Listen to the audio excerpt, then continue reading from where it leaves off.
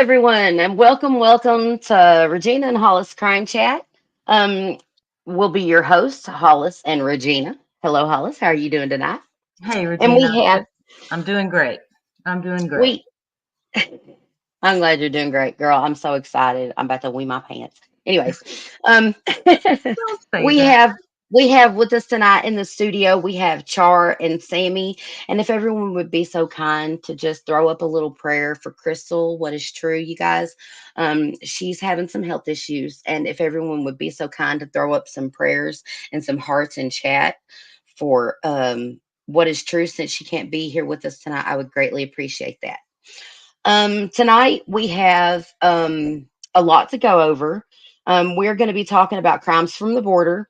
We're going to be taking a deep look into fentanyl, discussing the facts, the myths, and the truths about fentanyl and the epidemic in America and where it's coming from. And then we're going to cover some more crimes from the border, including Laken Riley at the end. So we appreciate you guys so much for being here tonight. And with that said, as our starting video, Hollis, I'll let you give the credit introductions for the video because we were Oh, graciously afforded this video by yes. an amazing man. So, Hollis, would you please? Yeah, I happened to come across this channel about a month ago on YouTube, and I was fascinated by the very first video I saw, and then I saw a few more, but it's called Texas Pictures Documentaries. Um, yeah, and so I called him up on a whim yesterday. Couldn't believe it was a Saturday, and he agreed to allow us to use that video plus another one I requested that he's very proud of.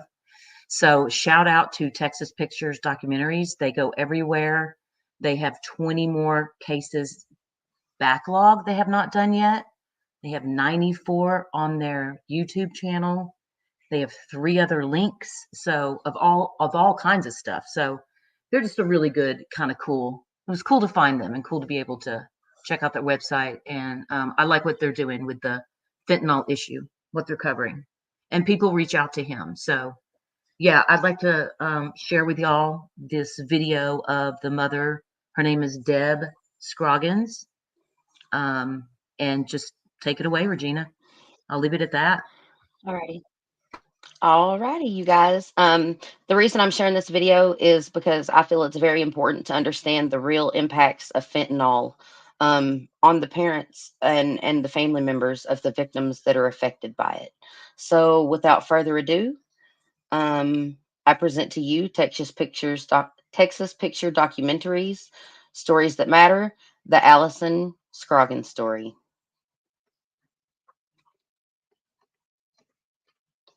I wanted them to do something. Somebody had to go down. That person is still out there walking around, and my daughter's not going to get to have a wedding or a baby or law school. She's not going to get to do any of that. And this person or people are still out there, and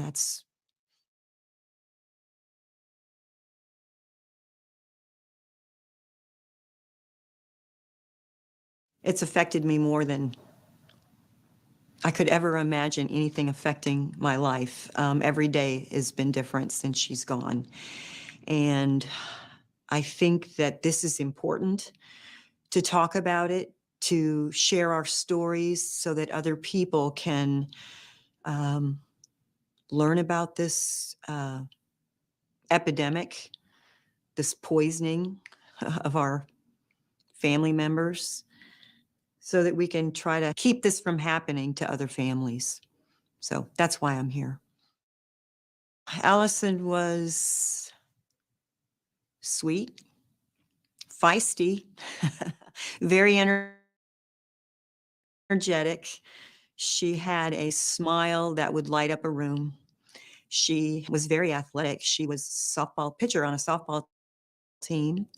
She liked volleyball. She was an angel.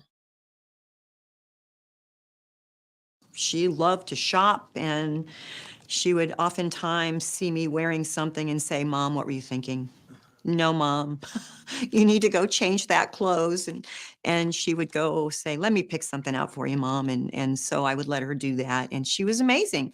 She would find things in my closet that I hadn't pulled out in a long time and put them together, and they looked great. So she had a gift at doing that. She liked to drive her car fast. She should have been a race car driver. She could have been a race car driver. In fact, her dad even said, you should think about being a race car driver because you'd be good at it. She was beautiful, inside and out. She loved her family, loved her friends, loved her grandma.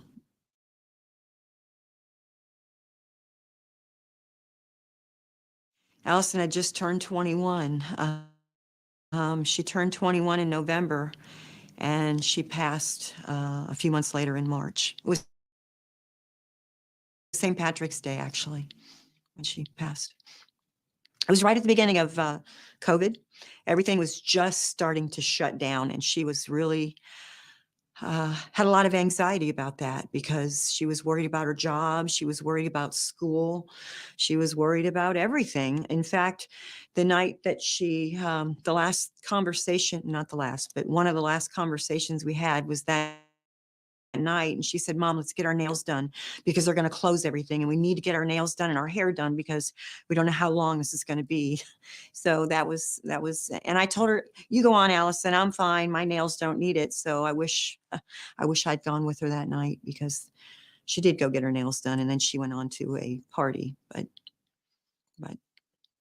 so it was March 18th, 2020. Allison was working at a law firm.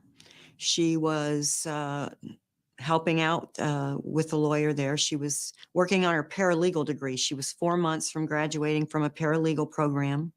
So she was in a law office, and she absolutely loved that environment and decided that she was going to be a lawyer.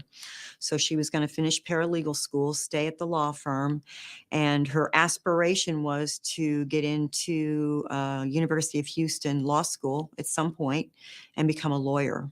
Her aunt is a lawyer, and that's where she was working for her aunt at the time.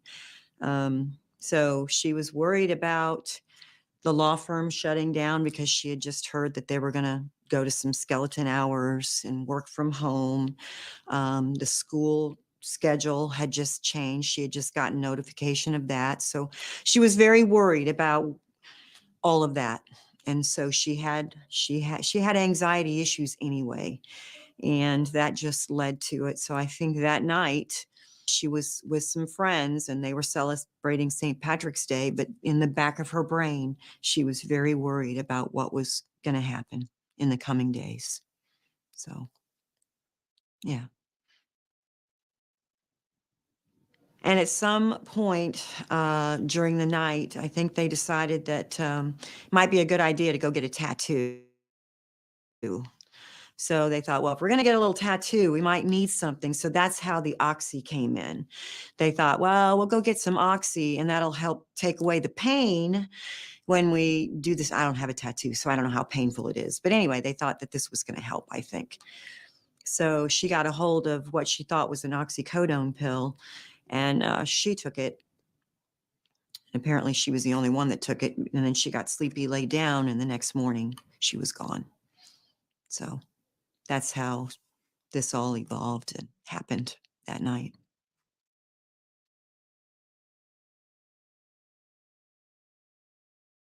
Let's go now, it's time to get busy. Let's go now, it's time to get busy. Come on. So it wasn't unusual for her to stay at her friend's house, and we knew that that's where she was. She called at 10:30 that night. 10:30 that night, she called me on the phone, and she was saying, Mom, we're having a good time. And we had talked about some other things, and I asked her about her nails, and she said, yep, I got my nails done, and you should have gone. And I asked her what color, and we talked, and the last thing she said is, I'm good, Mom, I'm good. And I love you. And I said, I love you too. And I said, we'll see you tomorrow. Well, tomorrow came. And she didn't come home. And I thought, well, she must have brought clothes with her to just go straight to work. Well, the law office called and said, Allison didn't show up. Do you have any idea where she is? And we had a tracker on her, but we hadn't tracked her because we thought she was at her friend's house and went to work. So we looked and we saw where she was and thought that's odd. So she had ended up somewhere else. Anyway, so that's how we found out the next day that she didn't show up at work. So we found her car and she was, somebody came out of the place and said that, she was unconscious. And they had called 911. And 911, the ambulance showed up and the police showed up and they thought that they might try to do CPR, but she was already gone. So they wouldn't let us in. So they wouldn't let us in to see her. And they just came out and said that it was too late and that she was gone and they weren't sure what happened. And because it was right at the beginning of COVID, everything was screwed up. It was 6 weeks before we actually found out the cause of death, which was horrible because we had to make her final arrangements and actually bury her without really even knowing exactly what happened. So we didn't, we knew that she had been drinking and we knew that there was, the oxy potentially involved, but we didn't. Okay, so there was an oxy involved, but we didn't know because nobody else had taken it, that it was fentanyl until we got the coroner's report 6 weeks later. To find out it was fentanyl was devastating, but at least we had some clarity. I mean, we didn't make it any easier, but at least, because it just didn't make any sense. Didn't make any sense. So when we found out that there was fentanyl, we were really upset, mad, angry, went back to the police and asked them about it. What are we going to do about this? And they said, well, there was alcohol in her system and there was some oxy in her system and there was fentanyl. So when there's multiple things, you can't pin it on one exact thing. So they couldn't go after this person because we had a good idea where it came from, but they said there's really nothing we could do because things have changed in 3 years. Things have gotten different about how they, I think, prosecute people who are involved with fentanyl. But at the time they said there was multiple things in her system, so we can't do anything about it, basically. Yeah. How did we figure all this out? Talking to her friend, the friends that she was with. In the police report, there was, some things in the police report. So that's kind of how we put it together. And I talked to her at 10:30 that night. So I knew where she was and I know where she ended up and we kind of pieced it together as to how it happened. So, yeah. She left her friend's house to go get the oxy. She was going to come back with it and we're going to think about tattoos, I guess. So she never made it back.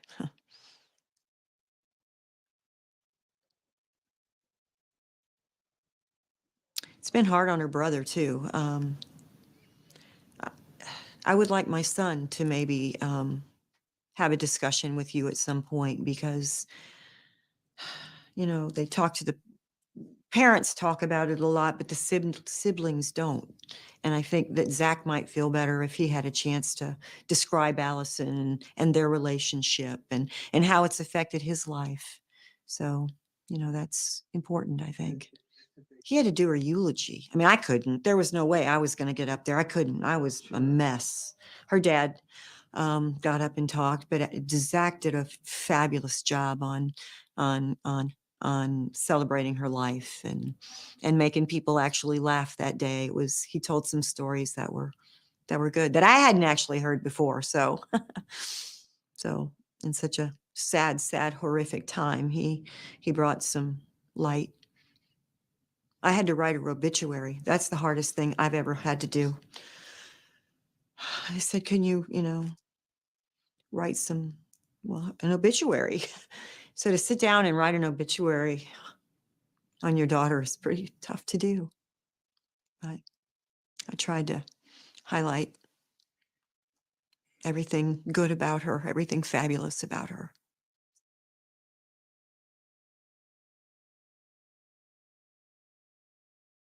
She absolutely had not a clue that there was fentanyl in this pill. I would say that's a poisoning.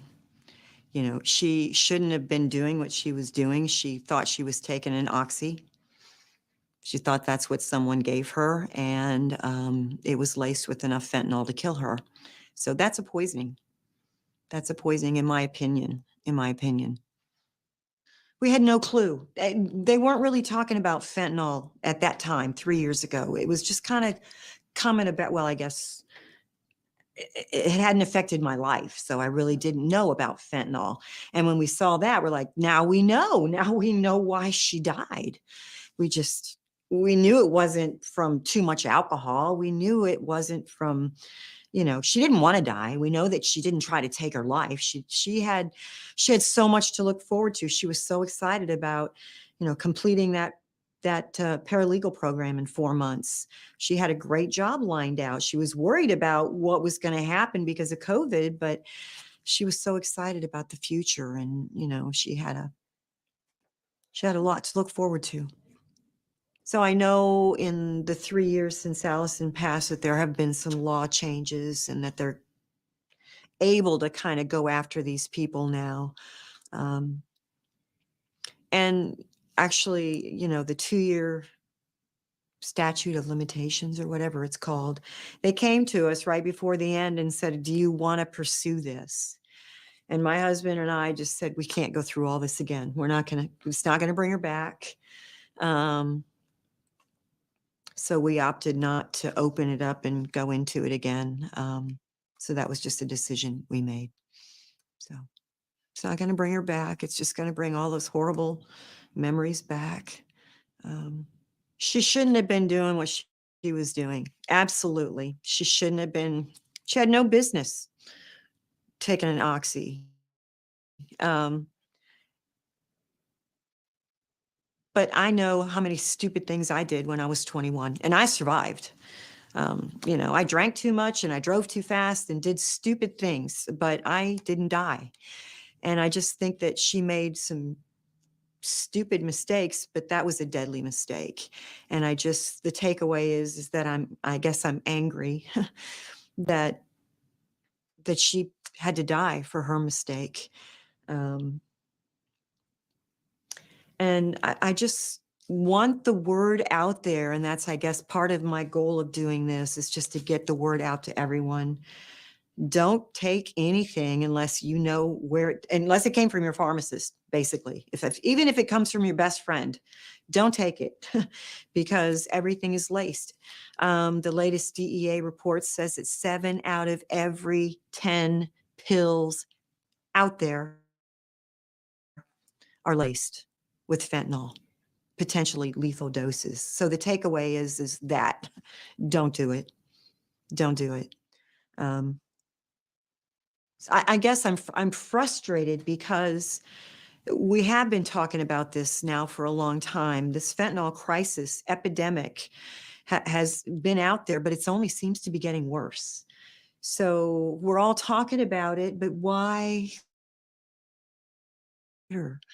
Um, so that's a frustration. That's a big frustration that I have. My husband has. I don't know the answer. I don't know the answer. I know that a lot of it's coming over the border, and until we get that handled, I don't think this is going to get better. So, and that's not a political statement. That's just a statement from a mom who's lost a child as a result of an illegal drug coming from Mexico, China, wherever it's coming from. Almost every different circle I'm in, someone's been affected. Someone in that circle, whether it be my pickleball friends or my neighbors or relatives in other states, everybody you talk to now knows someone that's been affected. So, yeah. Yeah.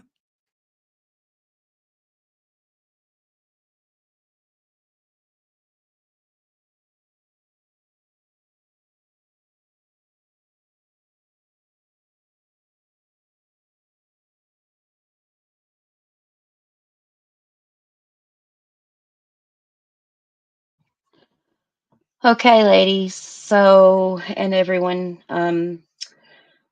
as you can tell, fentanyl is really impacting the lives of Americans. It's coming in across the border, and in ways that might surprise you. We're actually going to cover in this documentary, this live stream. We're going to go over everything. But she asked the question, "Why is this still going on?" And I think we might have a little bit of an answer for that. Are you guys muted, Hollis? Unmute. No, I'm Can here. you? Okay, I'm can you here. guys unmute? Unmute. Hi. Why is Char muted? Why is Char muted? There she goes. Okay, so here's the thing. There's so much propaganda and false information about fentanyl that it is ruling the streets. Instead of the messages that need to get out about fentanyl and how dangerous it is and how it is actually dangerous, there's a narrative being pushed out in mainstream media. And um it's not just people on social media talking. There are actually news agencies and stuff that have reported false narratives um about the fentanyl crisis, and that's part of what we want to go over today. And we also would like to let you guys know the true dangers of fentanyl. So with that said, Hollis, I'm going to pull up um the first report. The Fox 35 Orlando, that Yes, law the Fox enforcement 35 video. Orlando. Uh-huh. Okay, great. And we're going to play this real quick because this is going to explain to you guys a little bit more about the propaganda going on with fentanyl. So, without further ado, um here we go. Topic that no one, including the medical community, is trying to discount the danger our law enforcement officers face every day. I took this situation to two of the world's most renowned experts on fentanyl. These doctors literally wrote the studies about this drug and its effects. They insist, even after watching this video, it wasn't an overdose. There's just no practical way in an outdoor environment that could happen. Dr. Lewis Nelson of Rutgers Medical School co-published a prominent study saying passive fentanyl exposure is nearly impossible, meaning you simply can't overdose by coming in contact with it. He says a small dose wiped from a sleeve or inhaled wouldn't cause an overdose. You've seen TV where they put out a line, or you got to have a good amount to get in your body. You're not going to get a little powder on your hand and put it in your nose. You're not going to get sick from that. Toxicology experts used the body camera video released by Tavares Police Department to support their analysis. While medical emergency is indeed happening, they say it's not consistent with that of an overdose. She's walking out of the car, right? When you have a fentanyl overdose, when you have an opioid overdose, you don't have postural tone. You're not up. You're unconscious. Your breathing is slow. Your eyes are closed. Right? We see her. She's sitting up at one point. She says, "My chest hurts so bad." Again, opioid toxicity. You're asleep. You're unconscious. Officer Bannock spoke with Fox 35, believing the Narcan is what saved her life. Narcan only works to reverse opiate overdoses. It does not work to get you out of an anxiety attack. While both doctors say it was a good idea to use Narcan while assessing the situation, they don't believe it's what brought her back. It's not consistent with Narcan, with naloxone, for you to get it and then have a good response and wake up and then immediately go back down again. That's just not consistent at all. Both doctors believe Officer Bannock was having a reaction to what happened. They just don't think it was an overdose. Because it seems so real. And I think these are all legitimate concerns. I don't think anybody's trying to pull a fast one here. I think these people really believe they're exposed because this is what they've been told happens. Now, the doctors hope that this can be a teaching moment for many, including law enforcement, about fentanyl. They want people to know it's safe to passively come in contact with fentanyl and jump in to help someone who is overdosing.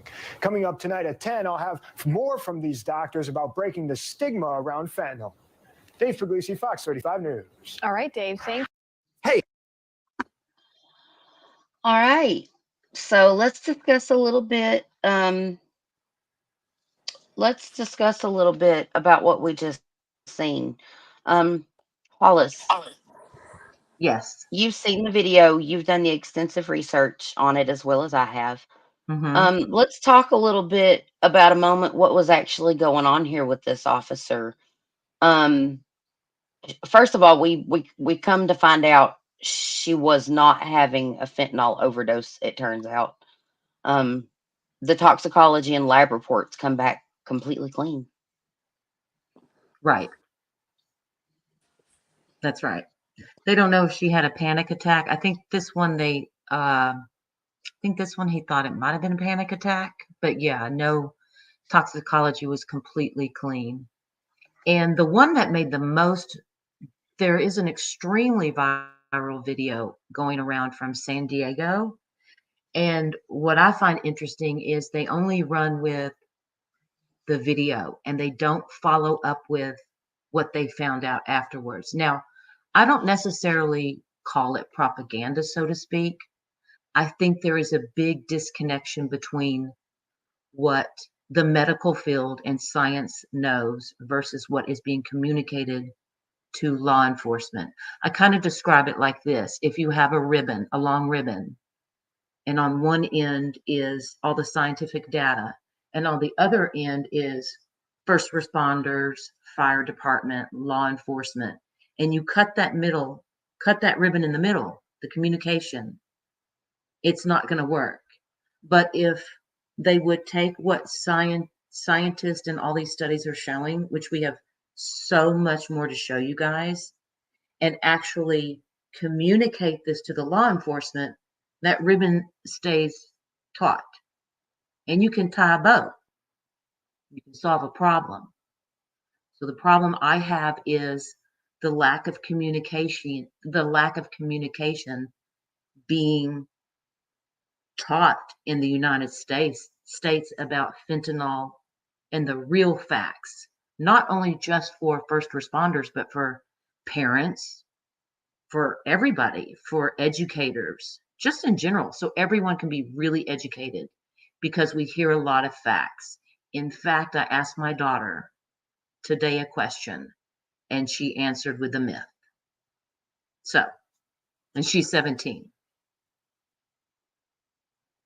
So anyway, Wow. yeah, exactly. Um, so do you want to jump to this one that made it viral? Yes, I would love to actually. And Okay, we are and this going one's to do from, even more of a deep dive into it. yeah, this is from ABC7 Chicago, but this had to do with the big viral video in San Diego. Okay. So, do I have it pulled? No. Okay, present. Learning process, learning curve, you You'll guys. We're find it. getting You'll there. find it. And I think a lot of you will recognize this video, especially the officer in this video. Okay, so here we go. The San Diego County Sheriff's Department And I would have slow internet right is then. sharing body camera video that shows dramatic moments after a deputy was exposed to fentanyl. This happened during an arrest last month. Fortunately, I mean really fortunately, another officer was there with him. I was like, hey, dude, too close. You can't get that close to it. A couple seconds later, he took some steps back and collapsed. Corporal Scott Crane grabbed the antidote, Narcan, and sprayed it into his partner's nostrils, but he still couldn't breathe. Corporal Crane needed help. I'm not gonna let you die. I need Narcan. I got you. I got you. I'm trying to not let him go. Like I wanted him to know he wasn't alone. Fire department got there, put him on the gurney. His eyes rolled back in his head, and he was ODing the whole way to the hospital. I'm Deputy David Five-Eye, and I almost died of fentanyl overdose. You can see how scary that is. Fentanyl is 50 times more potent than heroin, and just a few grains can be deadly. He's lucky. He is so fortunate. Wow, that was so emotional to watch. So I would like to go ahead and read what actually happened in this case to follow up so people do understand that this report, what happened. The Okay, experts Hollis, question. Go ahead, Regina. go right ahead. I'm with you. Go ahead. Okay. The experts questioned the viral video of the San Diego deputies' fentanyl encounter. Medical experts are raising questions about a video released by the San Diego County Sheriff's Department and widely shared on news outlets, including this one, that shows an officer collapsing after they say he handled fentanyl. The report was from August 5th of 2021. Now, Dr. Priscilla Hanadel, an emergency medicine physician in Los Angeles and member of the ABC News Medical Unit, says the officer was more likely to have fainted or suffered a seizure than to have had any reaction to the potent opioid just by having it flying around in the vehicle and breathing it in. Dr. Stephanie Widmer, an emergency medicine physician and medical toxicology fellow in New York, says overdoses most commonly happen when the drug is injected directly into the bloodstream or snorted. She goes to quote on to say, people with the intent to get high may overdose after snorting or insufflating fentanyl. This is not to be confused with passively inhaling fentanyl powder that somehow became suspended in the air, she said. Overdosing from such an exposure would be exceedingly rare and likely unheard of. So Hanadel goes on to say that law enforcement officers and healthcare workers don't commonly experience overdoses of the drug, and such a reaction is almost never seen. Now, I can read the rest of the article, but it goes on to explain we wouldn't want first responders, police officers, healthcare workers to have a fear of something that is extremely unlikely and that would prevent them from doing their jobs with confidence. Okay. I am the one Go second. ahead. For those of you that would like to read the full article for yourselves, I am now dropping the link in the YouTube chat for you. Please, after the show, feel free to go over there, you guys, and look this all up for yourselves because I don't just want you to take our word for it. We can sit here and talk till we're blue in the face, but unless you go look at it for yourselves, you really don't know. You just know what we're saying. Go ahead, Hollis. Sorry about that. It goes on to state later on that the Drug Policy Alliance released a statement calling the San Diego County Sheriff's Department video unconscionable and completely irresponsible, adding, content like this simply creates more fear and irrational panic that fuels further punitive responses to the overdose crisis. The last thing that we need is misinformation circulating about fentanyl because this will lead to ill-informed and ineffective responses. It might make people less likely to respond if someone does have an overdose and needs to be administered naloxone or administered CPR. That would be tragic. Hollis, just one second. I would like to add to that just for a moment.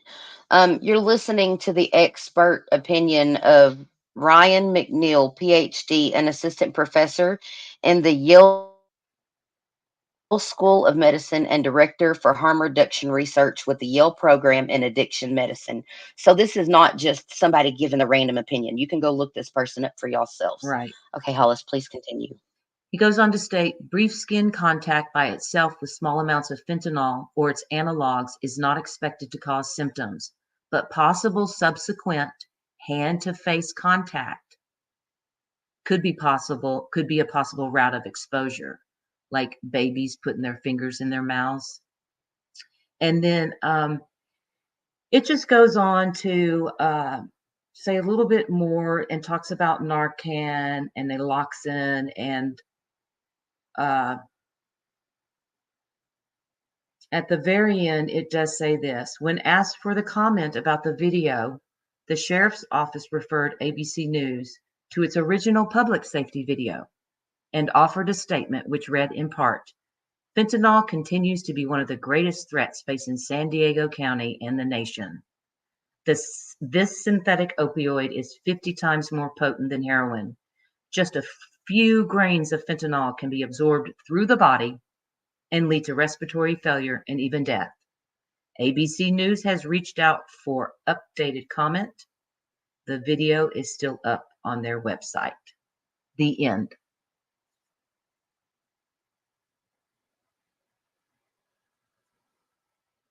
Hello?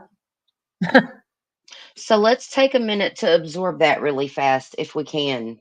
Um, we have a fentanyl crisis in America, and we have videos of officers that we now know were not having reactions from fentanyl, putting videos about overdosing on fentanyl, and these go viral, and it's literally clogging the airways because people would rather see satire than real information most of the time. They'd rather see something shocking and dramatic than to know the actual facts of it. And that's how these videos have become propaganda, so to speak.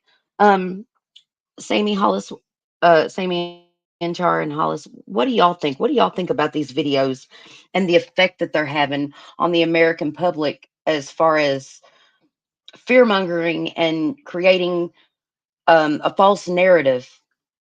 What do you guys think about that? I think it's perpetuating the lie, the thing that's not the truth, because everyone's relying on the news to get their facts. Yes, yes. So whenever a news station, especially a local news station, takes that video and they post it and say, fentanyl crisis, this cop touched fentanyl and overdosed by touching it. No, I'm sorry. That's not what happened. And they never followed up on it further than the satire of the drama of a cop touching fentanyl and supposedly having this medical emergency. And it does a real disservice to the American people because fentanyl is very, very dangerous. It is the most dangerous drug out there. It is deadlier than anything else you can take, and it takes less of it to kill you than anything else you can take. Okay. So this is a real problem whenever we have propaganda, and I hate to call it propaganda, but I don't really know of a better term for it because it's kind of like satire news. It's not the real news, it's what's going to grab your attention and then we're never going to follow up on.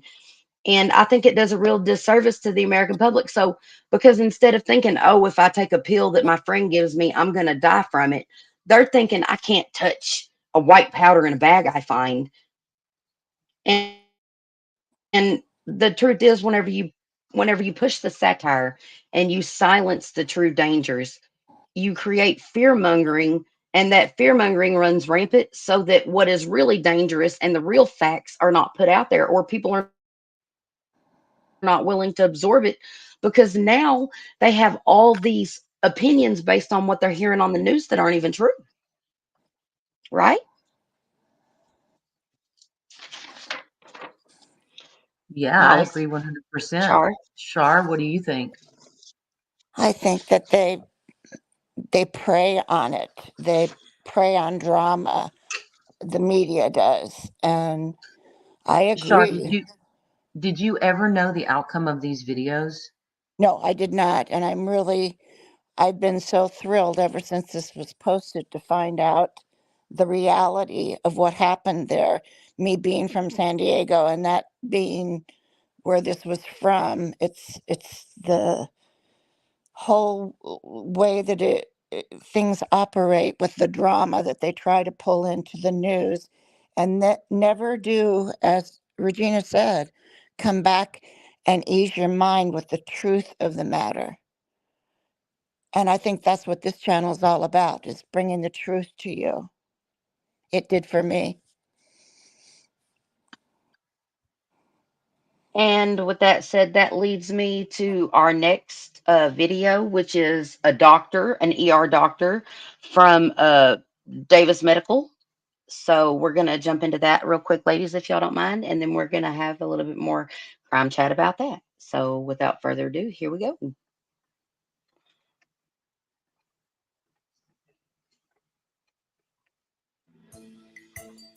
Fentanyl is a synthetic opioid.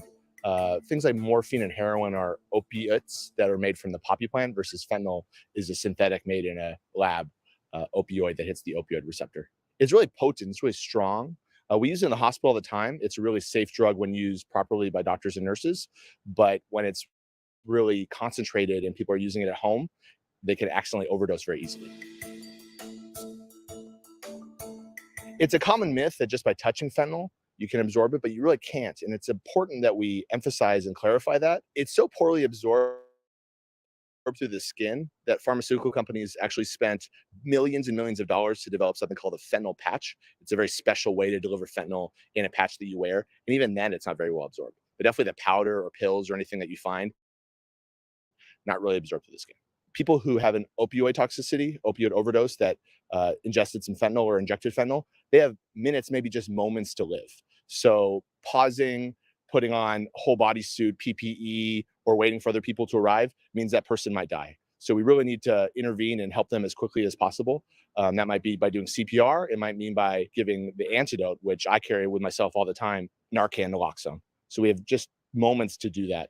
And so waiting because we're concerned about skin exposure is not correct. Inhaling fentanyl can technically cause an overdose, but it doesn't get aerosolized very well. So fentanyl has something called a low vapor pressure. So you really can't aerosolize it without some very play with it. You can technically throw it up in the air and have it fall, and you really won't breathe significant amounts in. So it's not really dangerous to walk in a building that has fentanyl in it. You don't need a fancy respirator or anything like that. So I told a friend of mine recently who's a paramedic about this because she was really worried about getting exposed to fentanyl, and the relief on her face when I clarified that it's not really something she needs to worry about, that she's not going to walk into a building and touch fentanyl or breathe it in and have something bad happen to her, it was such a relief. She told her family and they were relieved. So I think it's really important that we make sure everyone understands how this works.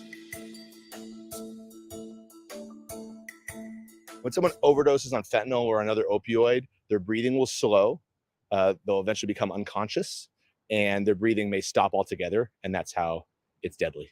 If you find someone who's overdosed on fentanyl or another opioid, you should call 911. And if you have Narcan, naloxone, you should administer to them. The two most common ways it's administered are intranasally through the nose, and then also an injection. And in California, you can get Narcan, naloxone. Anyone can get it without a prescription. Walking into a space, evaluating a person who's overdosed on fentanyl, calling 911, even doing CPR, and definitely administering Narcan are all.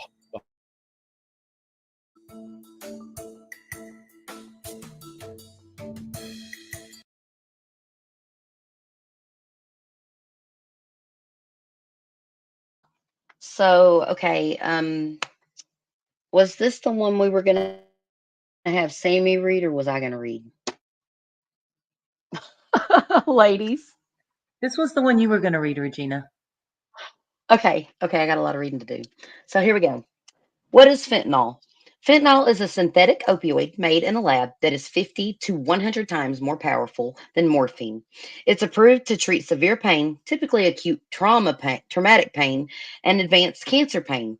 According to the Center for Disease Control and Prevention, the CDC, fentanyl is widely used in emergency departments and hospitals. It can also be prescribed. However, the recent fentanyl related deaths are linked to illegally made drugs. That let me just pause right there and say something real quick. A fentanyl patch, if you're a person that does not take fentanyl, a fentanyl patch is specifically made for a dose that is not going to kill someone. It is pharmaceutically engineered so that you only absorb so much of it through the patch. And it's intentionally designed not to overdose. The most dangerous thing about the patches, as far as killing, is whenever a child gets a hold of a fentanyl patch that belongs to a parent or a relative, then because the weight to drug ratio is so different than a grown adult and the weight ratio for the patch, the child overdoses on it. Because as we all know, our bodies, for your different weights, we need different amounts of medication for our specific bodies. And I just wanted to throw that out there real quick because I think it's important. So Well, back to the Regina, yes. Kathy from the docket is here, and she mentioned that I think she had a fentanyl patch at one time. Well, let me just Here, I'm gonna give her an invite to come up to the stream. So she can tell us maybe a little bit about the fentanyl patch if she doesn't mind, if she's still here. I don't know if she's still here or not. Kathy, if you wouldn't mind coming up and clarifying on because you have used fentanyl patches. We would love to have you up.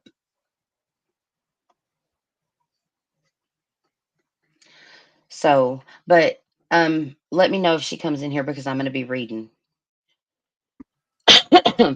She's here. Awesome. Awesome. Let me. I love it when we can get somebody who actually knows, who's used something, the experiences, straightforward, hands-on experience with something. Oh, Lo, darling, I'm going to have to remove you from here. I'm sorry, love. Okay, there we go.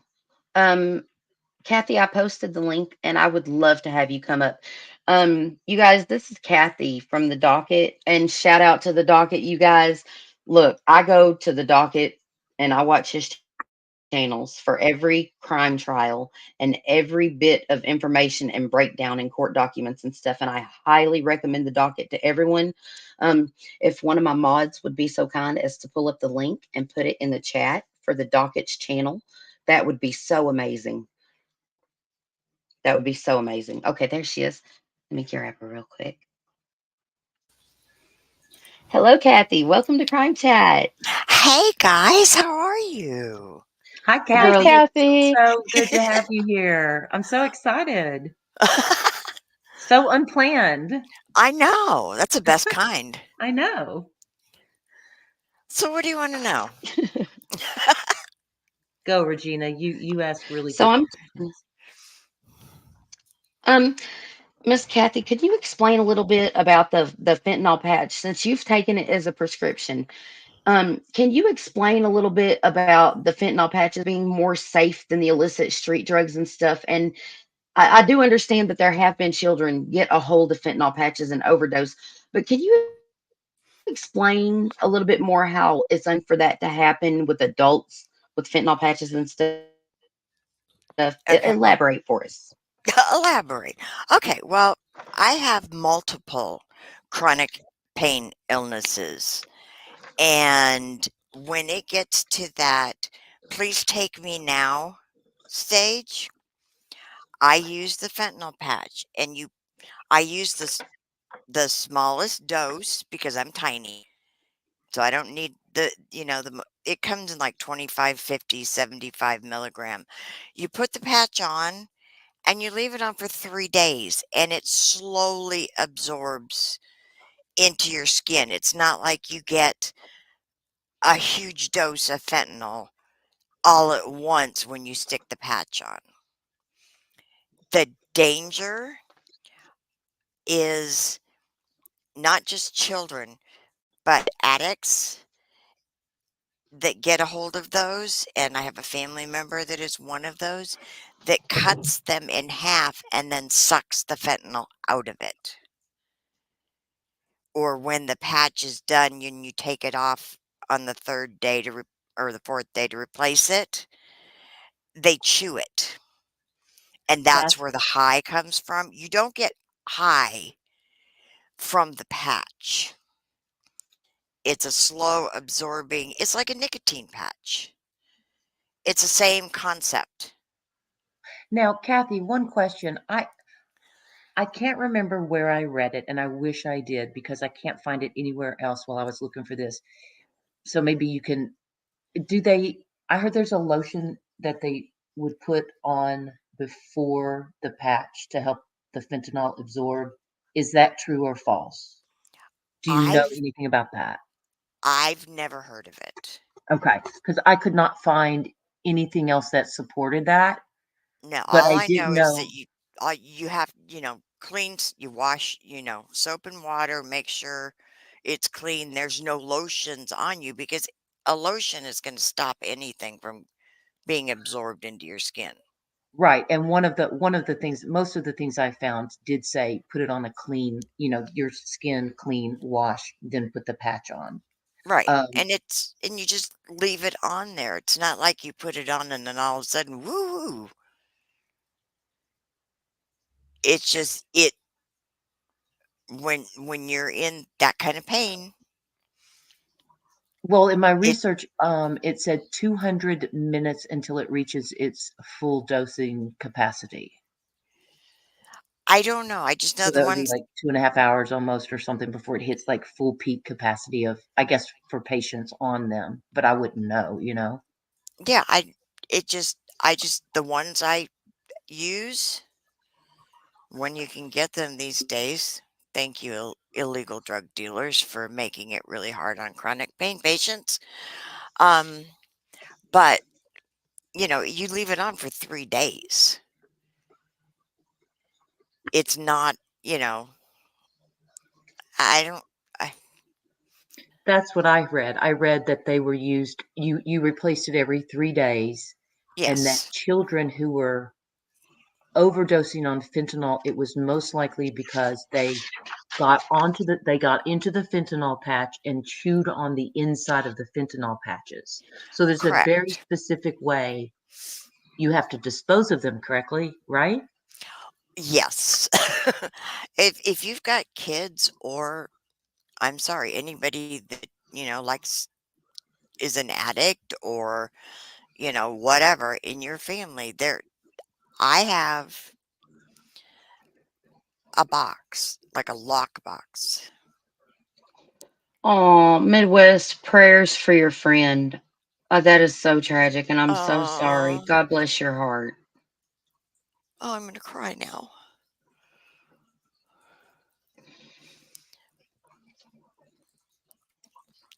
That you do need to make sure that you don't just throw it in a garbage can, just like you don't dump any kind of medication down your toilet or just throw pills in your regular garbage.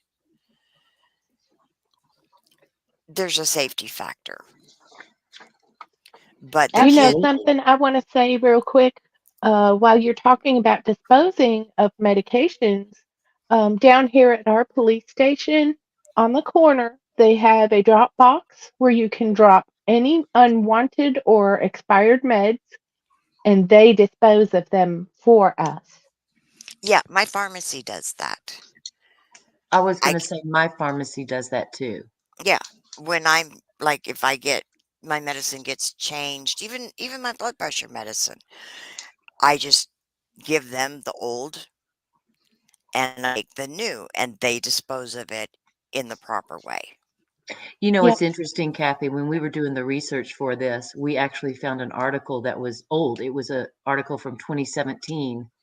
And the way they told you to dispense of the fentanyl patch was to flush it down the toilet. And we all just gasped. And then, Oh my Yeah.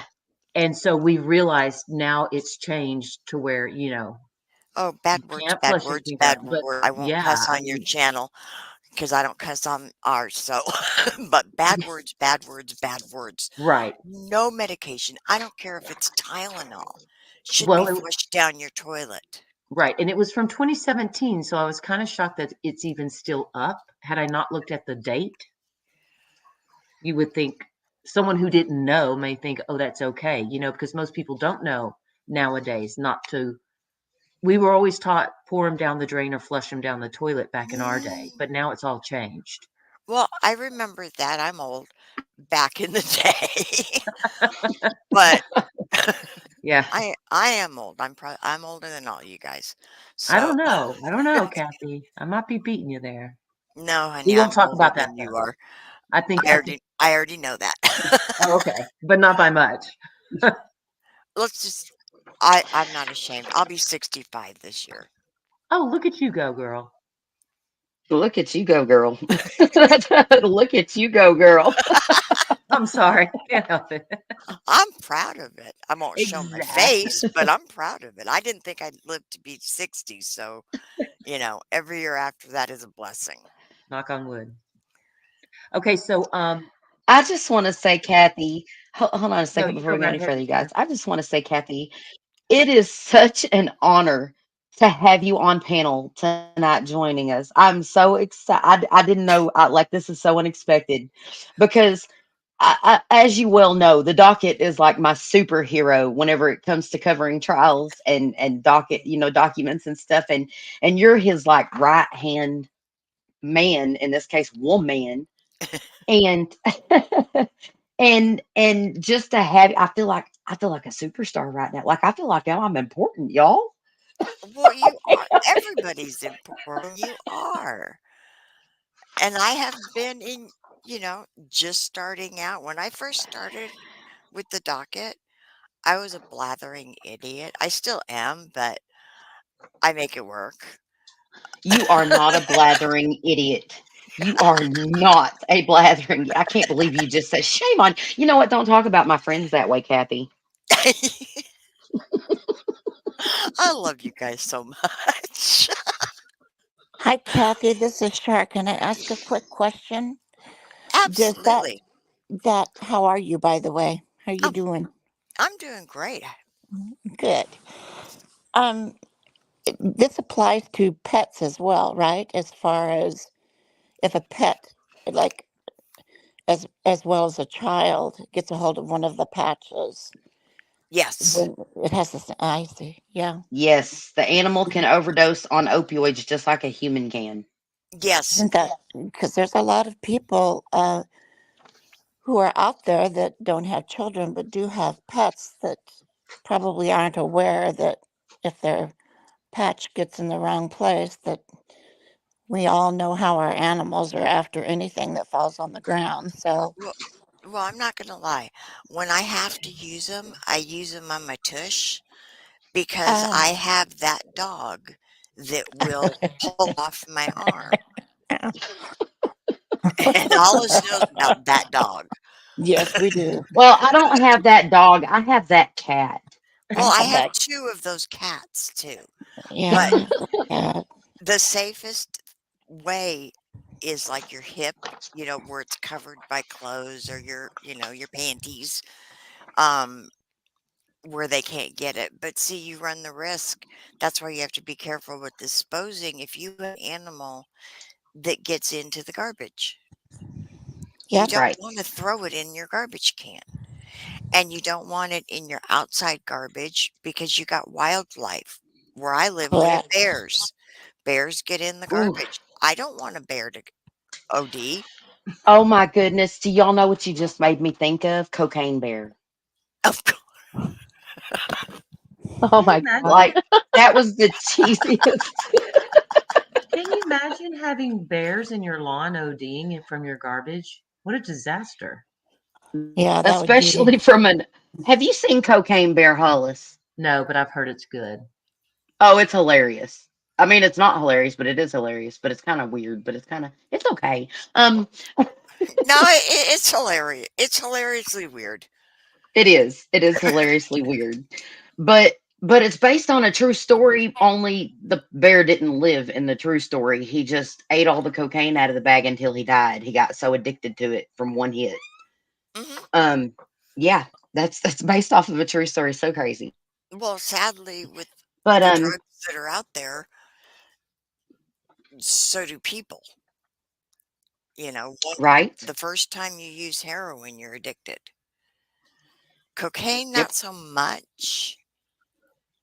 I mean, I was not a perfect person in my younger days, and I did experiment, but I lucked out. I didn't experiment overly. I watched what happened to my friends and, you know, but my family member that is the addict, she she has lupus and her doctor gave her fentanyl patches and she discovered she could cut them in half and suck the fentanyl out and then chew them. And I'm surprised she is still with us right now. Me too. That's scary. I hope that She's in recovery now. She's been okay. clean for 5 years. Oh, praise God. Yeah. Praise God. Because that's scary. But see that Um, all of that scares me. And I'm allergic to codeine, so even, like I didn't have to worry about the oxys and that kind of stuff because I could never take them. right. And I'm one of those that I save the I don't know why, because fentanyl is more powerful than morphine, but I'm more afraid of morphine. Right. Um, but the patch I'm not afraid of the patch, but I don't use it on a regular basis. Right. Of But course. Well, yeah. but if I'm gonna have major surgery or something, I can't, go to the emergency room every time I have pain and say, "Give me a morphine shot," because I'll get to where my body becomes used to it, and it won't work if I break a bone or I have a horrible surgery or whatever. Right. Because your tolerance level will have been affected. Yeah, Well, it's I do know that MD Anderson, the big cancer center in Houston, it's widely used fentanyl patches for their, terminally ill cancer patients on their wards and whatnot. So absolutely the the first patches seem to be very regulated and safe if you use them as instructed and dispose of them as instructed. right. That's the thing, though, with And I with wouldn't think of any of that. this is use it responsibly, use it the way it's intended to be used, get rid of it in a way that is safe, and keep it away from your pets and your children and your adult addict friends and family. Exactly. Exactly. It And that's something else I'd like to get back to, if you ladies don't mind, real quick, because we do have so much material to cover. Um, if that's okay, I would like to get back to the article and finish it, and then Kathy, I would love for you to stay with us and voice your opinion more, if you don't mind, after we finish the article. I will stay until my nighttime meds kick in. Woohoo! Sounds like a good time for all of us. Well, I was gonna wonder because, Yeah. poor thing, you work Monday through Friday all during trial, and, I was like, "Oh, I hope she'll stay. I hope she doesn't feel like she's, Well, I'm honored putting that in you extra guys hours." asked me. It's an honor for me. It's well, it's you know what? I'm starstruck. I've got diamonds in my eyes. Is all I can say. I got diamonds in my eyes. I love you. I love you too. I do. I love you. You know I do. Regina says the best things. Because Um. it's awesome. Oh, you guys, I am who I am, and that's why my little avatar on my thing is a yam, because I just yam who I am. And I'm a mama bear, and that's why that's my avatar. Girl, oof, I'm right there with you with the mama bear. That was something I was telling a friend yesterday in another panel. I'm that woman. I don't need a judge, jury, or an executioner. I will be all three of those things. They need to do is come collect the body if you come to my house and you mess up. That's all I got to say. I'm not afraid of my pew pew, and I will stick my cat on you. I am not scared. Yeah, I will sick my dog on you, and when he's done licking you, he will attack you. After he's done licking you to death. Oh, Okay, so back to the fentanyl thing, and I'm enjoying this so much. I know it's hard when you're having fun, but we got to get back to it. I'm sorry. yes, this Um, is important. Oh, very important. especially this one article here. This one, Regina really wanted to get all of these facts in. Yes. This is a good one. Um, and I'll start off where I started. It can also be prescribed. However, the recent fentanyl related deaths are linked to illegally made drugs, which is why I pulled Kathy up, because the fentanyl patches are intentionally made so that you don't overdose on them. Okay. Fentanyl can come in many different forms, such as pills, powder, and liquid. It has also been found mixed with other drugs, including heroin, counterfeit pills, methamphetamine, and cocaine, or even replacing them entirely, according to the California Department of Justice. What makes fentanyl so dangerous? Due to its potency, a relatively small amount of fentanyl can be deadly. Just 2 grams can cause an overdose. You guys, 2 grams is like 3 or 4 grains of salt. Like salt grains. You know what I'm talking about? Like the little bitty crystals? Yeah, that much. It's very powerful and can be very addictive. Fentanyl cannot be smelled or tasted, making it nearly impossible to tell if drugs contain it or have been laced with the opioid without special fentanyl test strips. Can fentanyl be absorbed through the skin? We've already covered that with the doctor. No, it cannot readily be absorbed through the skin. And even as you know, Kathy, from using the patches, they have buffers and emollients and stuff that make your skin absorb it because it's not readily absorbed.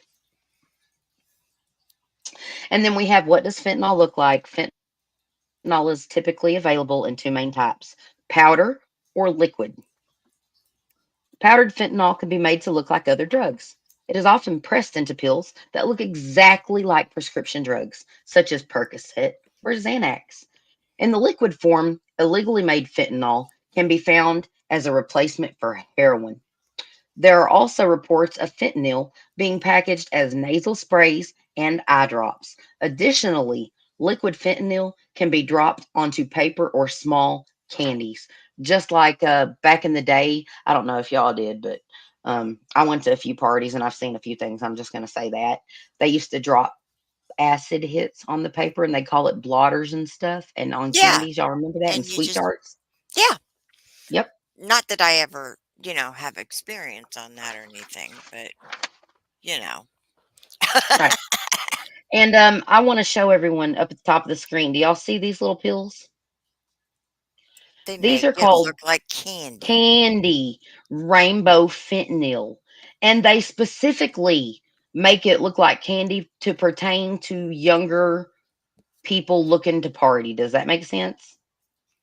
Yep. It Rainbow actually, fentanyl is a newer go ahead. phenomenon in which fentanyl is mixed with dyes and either pressed into brightly colored pills or sold as powder in various colors. It is likely that drug traffickers are using these types of dyes to avoid detection and potentially appeal to teens and young adults. Despite claims that certain colors may be more potent than others, there is no indication through laboratory testing that this is the case. And then it goes into, is there anything that can reverse the effects of fentanyl? And yes, we all know naloxone. Naloxone, how do you pronounce it? Naloxone. Right, naloxone, Narcan.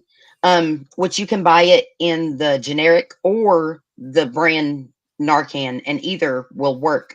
But also, I think it's important to let people know that whenever you administer Narcan, it may take several doses of Narcan to save someone's life because just like with any other drug you take, the higher the levels of your body that drug are in your system, the more of the neuroreceptor blockers from the Narcan you're going to need to activate inside your body to prevent your body from absorbing and adhering to any more of the fentanyl.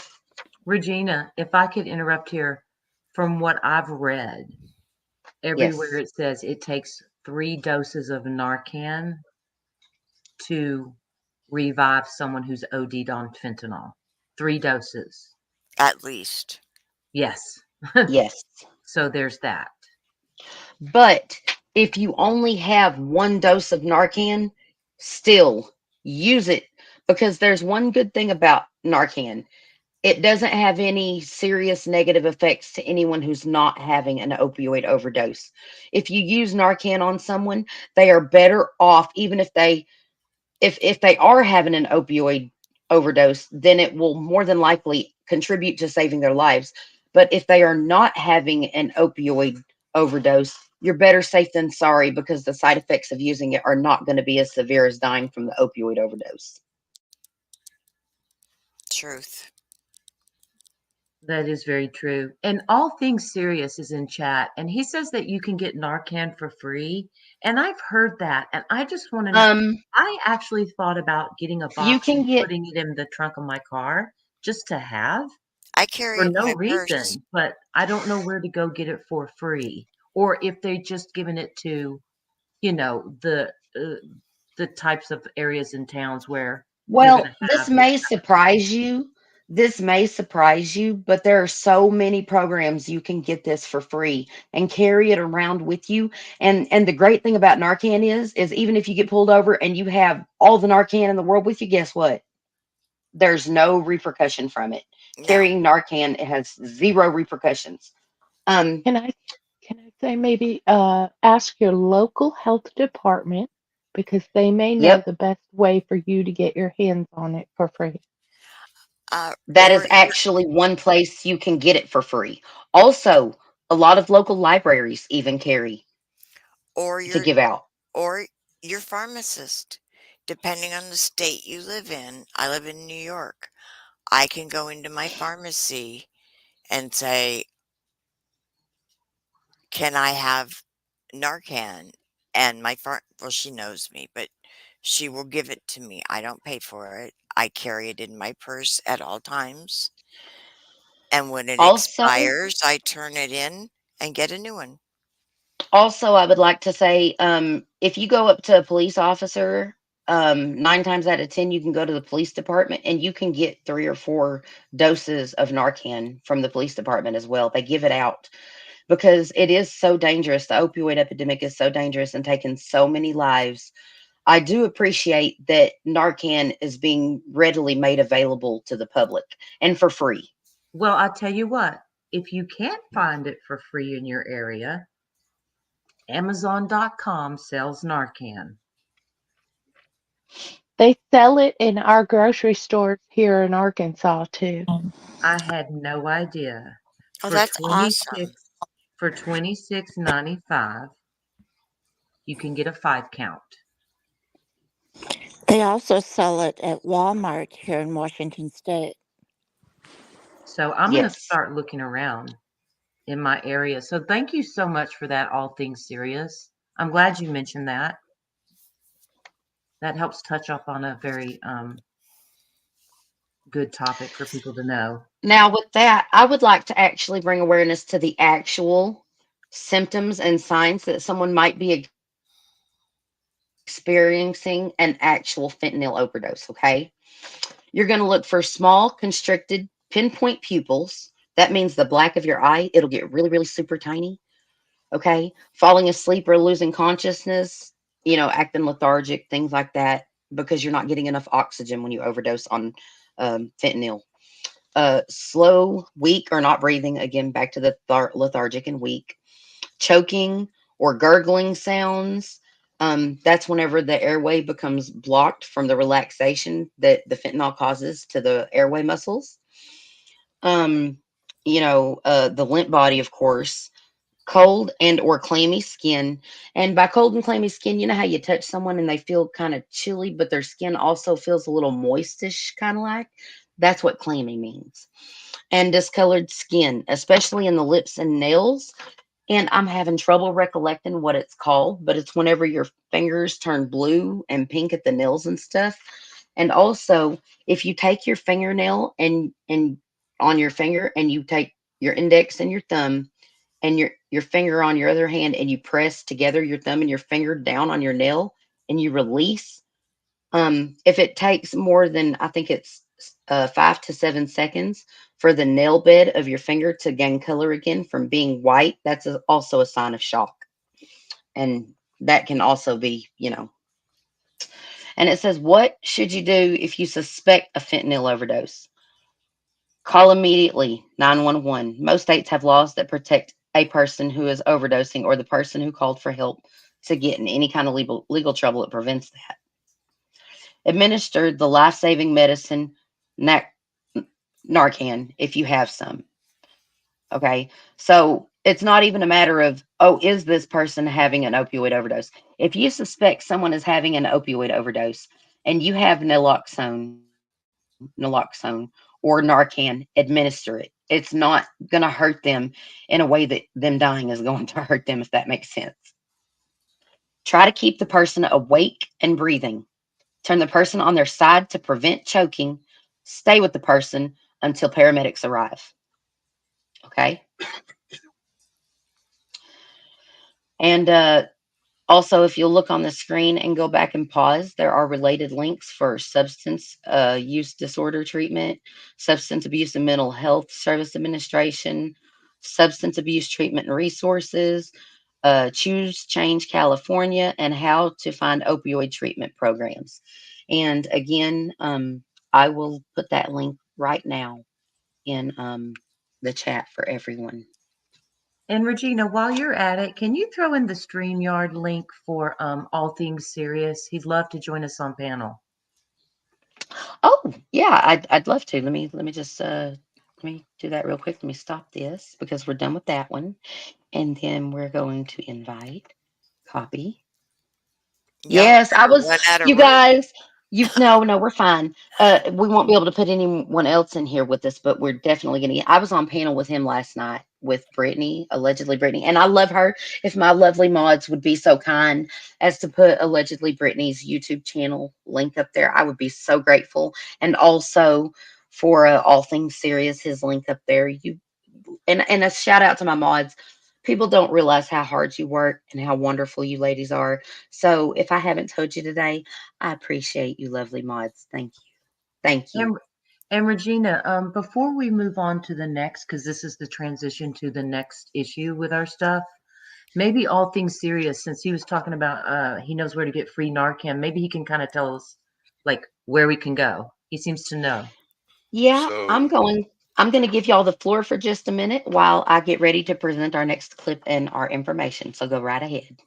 Wonderful. Out there, so all things serious. Hi. I how just you want to doing? say hi.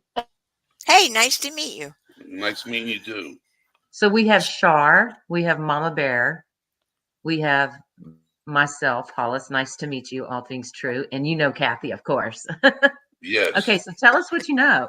Well, I wouldn't say all things true, but all things serious. All Things Serious. I'm sorry. I didn't mean to. I'm sorry. It slipped the It's tongue. okay. It's okay.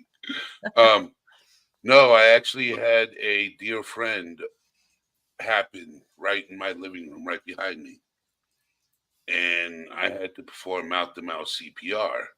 Well, at the time, she was swallowing her tongue, and that's hard to perform CPR when somebody's swallowing the tongue. So they said, whatever you do, don't stick your fingers in their mouth because they'll bite down. Well, I had to move her tongue.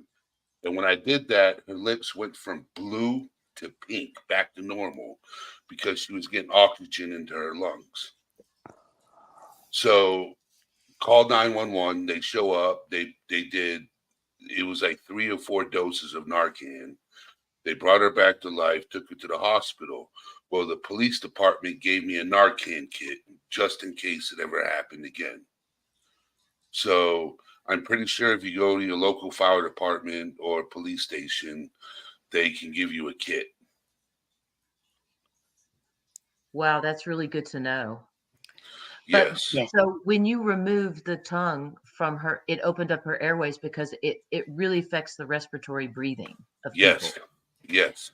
It's the same as if you're having a seizure, and even though they tell you don't move the tongue, move it because you're not getting any air if your tongue is blocking Nope. your airway. Right. Even if you have to take your fingers themselves and move their tongue back, it is best to move their tongue back and give them the oxygen uh, CPR because that can be the most life saving when it comes to fentanyl overdose because that's what they're having trouble doing. They're having trouble breathing. Yep. Absolutely. And she's doing so much better, like health wise. The last time I talked to her, she's like, I put on so much weight and I'm sober and everything, and I'm afraid for you to see me and what I look like now. I'm like, girl, I'd rather you be sober and healthy than be what you were. Absolutely. Tina, I just want to say good night, love, and thank you for joining us and be safe during the storm, okay? Tina Belina. I love her. And I'm glad you're covering this subject because what people don't understand is this is a crisis in this country right now. And too many people are passing away from it. Yes. And Yes. another I couldn't problem agree is more. Yeah, I couldn't agree more. And, I was telling Virginia and the rest of the ladies that our generation grew up, only the junkies and drug addicts, serious drug addicts, were the ones passing away from overdoses. Nowadays, it's anybody, Yep. anybody. Their first time can do them in. Well, the problem is that okay, I want to experiment, and or your friend says, "Hey, I got a couple of oxy. Let's try them and see." Well, those oxy don't come from the doctor's office or the pharmacy. They come from the street. And street drugs these days, I don't care what it is. I don't care if it's pot. I don't care if it's heroin. I would say at least 70% of it is laced with fentanyl. That's why when I get my green, um, I'm very peculiar where it comes from. I have my own guy that grows his own. It's legal in Yep. New York now, but You know what, before Miss Kathy? You know how what? much I love you, right? You know how much I love you, right? Yeah. Okay, that brings me to our next subject because I have some mind blowing information that just might change your point of view on marijuana and fentanyl. And it blew my mind. Whenever I started looking into it past the myth, I was blown away because toxicologists and doctors and chemists and everyone all have the same conclusion aside from police officers and it's mind boggling. As a matter of fact, I believe that's our next. Yeah, it's our next subject. Well, see, this is why I'm here to usher you into your next segments. It's amazing that you did that, by the way. So, y'all know who Forbes magazine is? Oh Yes. yes. Oh yeah, I think we all know who Forbes magazine is. Well, here we go. I've got an article for you. Oh. Bum bum bum. Oh, But it's not. it's not. Wait, Kathy, but wait. But Just wait. wait. Okay, okay. I Wait. swear to you, just wait. Let me read this to you. This article says fentanyl tainted marijuana is a myth that refuses to go away. Do you remember the video? Well, okay. Last week, a disturbing social media post went viral in the Santa Cruz, California area, a remote, sometimes reclusive beach and college town surrounded by rugged hills covered in verdant redwoods about 2 hours south of downtown San Francisco. There had been yet another fatal drug overdose, one of two that week and hundreds so far in 2021. What made the news was the rumor that in this case, the young man may have died after smoking fentanyl laced marijuana. That's what the Santa Cruz Police Chief Andrew Mills told the local evening news broadcast. So it shows what Andrew Mills posted, Chief Andy Mills on Twitter. He responded to 13 OD calls in the past 14 days, some for hallucinogens like mushrooms, some for alcohol, but the majority for suspected fentanyl. 2 resulted in death, 1 smoked with marijuana, unknown if person put it in himself. We are working with the at Santa Cruz SO. So it talks about how drug overdoses are on the rise, especially because of COVID. And they're usually mixed with stimulants like cocaine and methamphetamine, all of these overdoses. Then it says, but what about weed? Reports of fentanyl poisoned weed have circulated for years, but almost exclusively in news reports or police press releases. And like the Santa Cruz story, there always seems to be these always seem to be a little vague. That's because fentanyl tainted cannabis may not actually be a thing, and if it is, rarer than a snow leopard. According to a review of data and some interviews with harm reduction specialists, marijuana laced with fentanyl is either so rare as to pose a risk more remote than 1 in a million, or it's a total myth yet one that keeps being repeated by law enforcement, public health agencies, and the media. Neither the United Nations nor the U.S. National Institutes on Drug Abuse mentioned fentanyl-tainted weed in their recent publications on the overdose epidemic, although the Santa Cruz County Health Department reports that fentanyl has indeed been found, even in illicit cannabis, which means legal users need not worry. Even drug-averse public health authorities and addiction medicine centers agree that there is certainly no fentanyl in legal commercial cannabis. Whether it happened in Santa Cruz, well, actually nobody can say. So then it talks about how Chief Mills went on to say to account to Post that the Santa Cruz overdose did happen after smoking fentanyl and marijuana together. However, standing before the television cameras on July 30th, he was more circumspect and went as far as to doubt the tainted weed theory as unsubstantiated speculation. We don't know at this point, and the reality is for me, why would somebody put an expensive drug in an unsuspecting person's marijuana? It just doesn't make a whole lot of sense, said Mills, adding that a toxicology report won't come out for another month or two. And right now, the only evidence that tainted cannabis killed somebody is a rumor on social media. So Dennis Cauchon, the president of Harm Reduction Ohio, has been surrounding the alarm over fentanyl contaminating other drugs since at least 2019. And he goes on to explain how heroin was made and the poppy seed. And he goes to say that Hollis, uh-huh. go back and read this part, or I will real quick. In Ohio, he sees synthetic opioids tainting cocaine, methamphetamine, bunk pills, just about everything you can think of, with one notable exception: marijuana. Fentanyl and analogs are in pretty much all illegal drugs except marijuana, Cauchon said. Fentanyl-laced marijuana is a myth. If it is a myth, it's one with legs enough to spread to Providence, Rhode Island. In the Northeast, fentanyl is absolutely in everything as well, according to harm reduction advocate and drug policy reform Haley McKee, who says heroin, as in opiate drugs derived from poppy plants, no longer exist. It's all fentanyl, she said. As for tainted cannabis killing people, McKee says she's definitely heard about it and believes it's real, but could not immediately name a specific incident. There are more than 200 million cannabis users in the world, according to the United Nations, compared to about 60 million opiate users. That's 200 versus 60 mil. Data consistently shows that opiate users figure heavily in the overdose crisis, and there is no apocalypse of overdoses among cannabis users.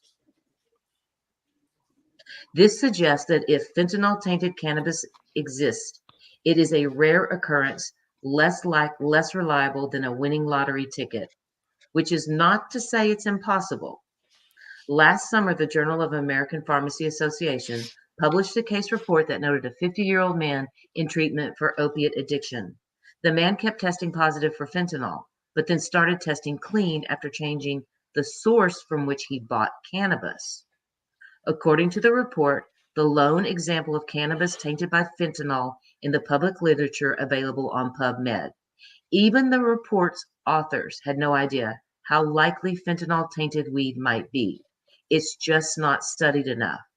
Although the concern regarding adulteration of cannabis exists, there is no systemic monitoring or reliable data on its frequency or the magnitude of its effect.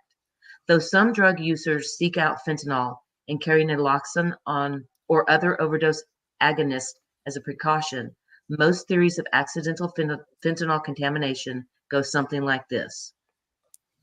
The retail level drug seller has a diversified offering. He's selling like cocaine, mushrooms, maybe some MDMA, as well as weed and pills. Somehow surfaces, a bag, a gloved hand, whatever, become contaminated with fentanyl that later contaminates other drugs. Let's say some fentanyl-tainted cocaine touches a table or countertop. Then the next thing dumped out is a bag of weed. The dirty coke dusts a couple of buds. The buds are bagged up for sale. It could happen. There is a non-zero chance. But looking at the The chance may be closer to 0 than to 1. A true 1 in a million shot. Okay. Now with that one, that just puts us, if it's okay, Hollis, I would like to go straight into the next one because it's the actual PDF from our government about fentanyl. And it really does let me find it here. Just a second. I know it's somewhere. Okay, while you're finding it, I'm going to disagree with everything that was in that article because it is found in, at least in my area, when they, before it was legal. Remember, fentanyl comes in liquid form also. It does not take much. And if Right, you, but we're gonna share something with you about fentanyl from a chemist and from a toxicologist.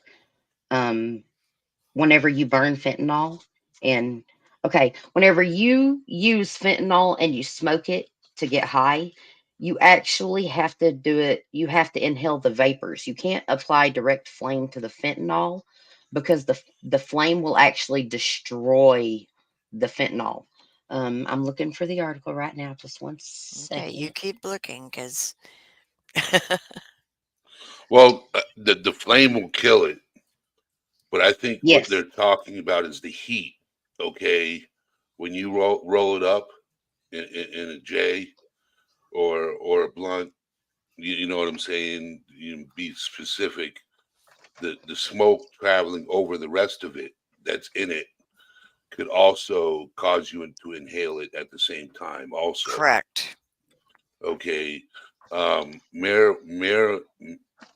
marijuana has been laced quite a few times over the years, Yes. and it affects different people different ways.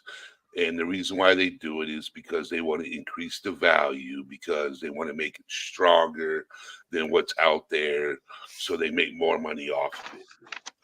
Right. Well, what if I told you, and I'm not trying to be combative or argumentative. This is a real discussion, and I value that opinion. But what if I told you that it was nearly actually impossible to get high from it's actually is scientifically impossible to get Regina, high from fentanyl smoking it in marijuana. Regina, can you make that bigger, just the left side, so people can read the exact uh, That's as big as one that's as through big six, as 1 through 6 talking points, so people can see that on the screen, the I facts? can read them off, but Okay. it will as we read it. It will as we read it because I can't adjust the size of my screen. It's as big as it Okay. Well, gets, It's all right. I and I got can't you. zoom in. we'll read the facts 1 through 6 for sure. And this is from drugfree.org. Okay, drugfree.org, the go-to for drug information. Okay, on this page, subsection 1, burning destroys fentanyl. Subsection 2, vape pen temperatures are too low to smoke fentanyl. Subsection 3, livers break down edibles. Section 4, no profits to be made. Section 5, police and media mistakes. And number 6, no DEA alerts. You may have heard some worrying stories or rumors saying that marijuana may be laced with fentanyl, a powerful opioid linked to many overdose cases. But it's important to look closely at these claims and figure out if they're true. The short answer is they are false. There is no solid evidence that marijuana is being laced with fentanyl. Here are some of the reasons why. Burning destroys fentanyl. Fentanyl is destroyed when it is burned, including when it's in a joint, blunt, or other means of smoking marijuana. This means even if it is mixed with marijuana flower, it will have no effect on the person who is smoking it. There goes my argument. Vape pen Not mine. Vape pen temperatures are too low. What about vape pens? Most commonly available vape pens don't reach temperatures over 450 degrees Fahrenheit. This is because higher temperatures will destroy the substance they are intended to be used with, including marijuana. Vape pens would have to reach temperatures closer to 900 degrees Fahrenheit to vaporize fentanyl. Even if the marijuana is contaminated or mixed with fentanyl, the fentanyl would be destroyed before it is absorbed. Liver breaks down edibles. Could fentanyl impact a person if it's baked into a brownie or put in some other kind of edible? The answer is that the risk is very low because fentanyl is broken down by the liver, with little chance of reaching the brain. No profits to be made. According to Leafy, a site devoted to the sale of marijuana products, it doesn't make sense to add fentanyl to marijuana from a cost standpoint. They offer this example. A weed dealer would have to spend $40 on a fentanyl patch, successfully extract the drug from the patch or street fentanyl added to the, value, successfully extract the drug from the patch and then lace a $30 gram of their best weed to live up to their fantasies. In this best case economic scenario, the dealer is losing $10 on every sale. Some police and media outlets have claimed fentanyl laced marijuana, but lab tests show these claims were errors. Unfortunately, the corrections don't make headlines like the initial claims. And that was police and media mistakes. No DEA alerts. The government has drug tested and monitoring systems in place to track and make up the makeup of illegal substances. Any significant spike involving the combination would likely be detected and reported immediately. Drug Enforcement Agency DEA has recently issued alerts about fentanyl laced fake pills like Percocet, Vicodin for pain relief, Adderall to treat ADHD, and Xanax to address anxiety. They have also warned about fentanyl laced with xylazine, which is used to sedate animals, which is trank. They call it trank. Yeah. They do not, they have not issued alerts about marijuana. So what that's saying right there is our own DEA has issued no warnings about marijuana laced with fentanyl because this the research and the scientific studies of it do not support the justification to make an actual alert about it. Further, there are about 55 million people in the United States who use marijuana. We would see overdose rates far higher than they are today if fentanyl was in the marijuana supply. It is important to even think about where we get our information. Sometimes news stories want to grab our attention by making things sound scarier than they really are. When it comes to the idea of marijuana mixed with fentanyl, trust information from reliable sources like scientists and health experts. By looking at the facts, we can make better decisions about our health and not get caught up in unnecessary worry. Now that last paragraph was a little hard to listen to.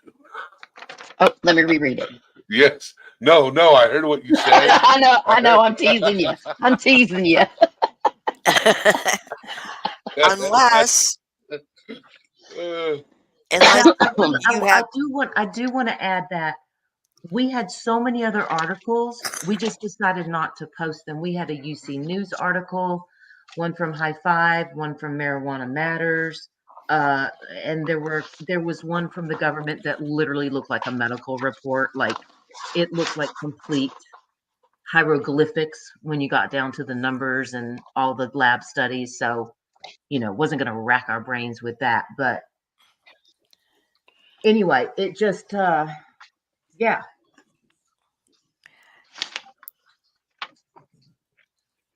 Okay, So then Sammy found this article, if I'm not mistaken. What was the one that Sammy found, Regina? Don't get me to lying. I'll have to check. Oh, she found the harm reduction one. Yes, that's the one we're coming up next. That's coming up next. Is Sammy awake? Sammy, are you sleeping? Are you taking a little nappy nap? Hey, her you know, avatar's naked and she's sleeping. that happens. That's a real thing. If you have ever watched the other channel I'm on, covering 2 trials at the same time. At one point, the docket and I both fell asleep. And our chat stayed in there Here it is. and I watched found it. other videos. But we were both sound asleep and nobody wanted to wake us up. Hey, what's funny is so I've been on Brittany's panel many, many times. And I've actually fallen asleep on her panel many times. I Is micro that nap all the time. I think I've actually heard you snoring in her stream. No. Okay, wait. Uh, Whatever. I'm sorry. I have memory issues. I need Michelle Draconis's defense memory expert. But when you fall asleep and someone hears you snoring, you use the docket line. I was just praying. I was just praying. That's That's what a he good says. one. I was just praying. I was cutting down trees, so I must have been praying real loud. Yeah. Real loud. I try not to snore, but I do micro nap. Not gonna lie. I don't sleep. I just like to close my eyes and concentrate. Oh, I just I don't sleep. I just close my eyes. I She's tell like, Tom, who has already gone to bed now, but I tell him, "Oh, I'm just resting my eyes." And 4 or 5 hours later, it's, "Are you coming to bed, dear?" I'm oh, Right. I'm fine. I'm here's a awake. good one. I'm just reading my eyelids. Oh, I like that one. I like I'm that just, one too. I'm just reading my eyelids. What are they Just saying to checking out me? what's going on back there. Just got to check in with the old eyelids a little bit. You know, see, the thing is, right, is my mother's 76 years old, okay, and she's been a stoner her whole life, okay, and she's always told me, watch where you get it from. She's always told me, watch where you get it from. Well, there are very much so. I would like to let everyone out there know we are not dismissing that marijuana is laced with other things. Absolutely. Listen, I have been a victim of it myself. I smoked. I was like, I don't know, maybe 19, 20 years old. I can't remember the exact age, but I was really young, and I ended up at a friend's house, and they were smoking weed, and by then, you're past the whole weed wacky makes you go crazy, and if you've ever smoked it, that it's not everything they hype it up to be. So I was on the scene. I was smoking with them, and I smoked a marijuana blunt with them, and it almost killed me because it was laced with formaldehyde. Oh, that's another one. That that's another thing they add, but I do have personal secondhand experience with the same addict person in my life and the fentanyl, and they found it in her system, and the only thing that she had done, because I was with her the entire day, and the only thing that either one of us had done was smoked that pot. You And Wow. gotta be careful. if they say that, Allegedly. Allegedly. yeah, but yet, hey, look, and they say heroin. Okay, if they're saying that fentanyl is goes away at a certain temperature, that same addict didn't shoot up. She smoked it.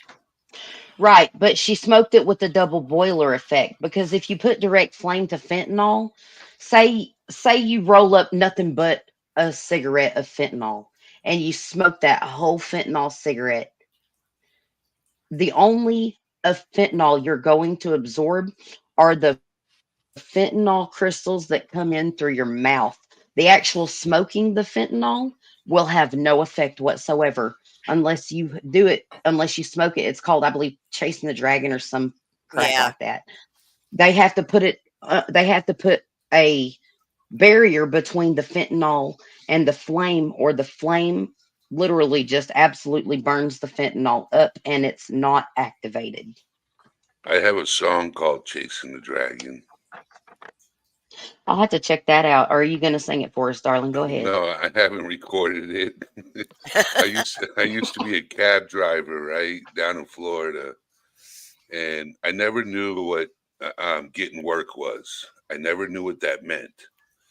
And then I finally figured out what that meant. And whenever I had somebody in the cab saying I need to get some work, I'm like, bro, you got to get out of my taxi cab. Have a good day, because I can't have that in my cab. They're like, what do you mean? I said, I know what you're here for. You're not here for a job. You're here for other stuff. Yep. Peace. Mm-hmm. Yeah, I've heard that same phrase. I actually lived in Florida at one time. And I've actually heard that phrase. And my uncle told me, if you hear someone say they need to get some work, get away from them because they're trying to sell you drugs. Oh, hi, Well, Sammy no. made it back. Sorry, guys, Sammy made it back. Hello, Sammy. Well, it's about time, girl, because your article's up. Well, No, I'm playing. I was thinking when y'all were gonna read it. I didn't know if I was supposed to.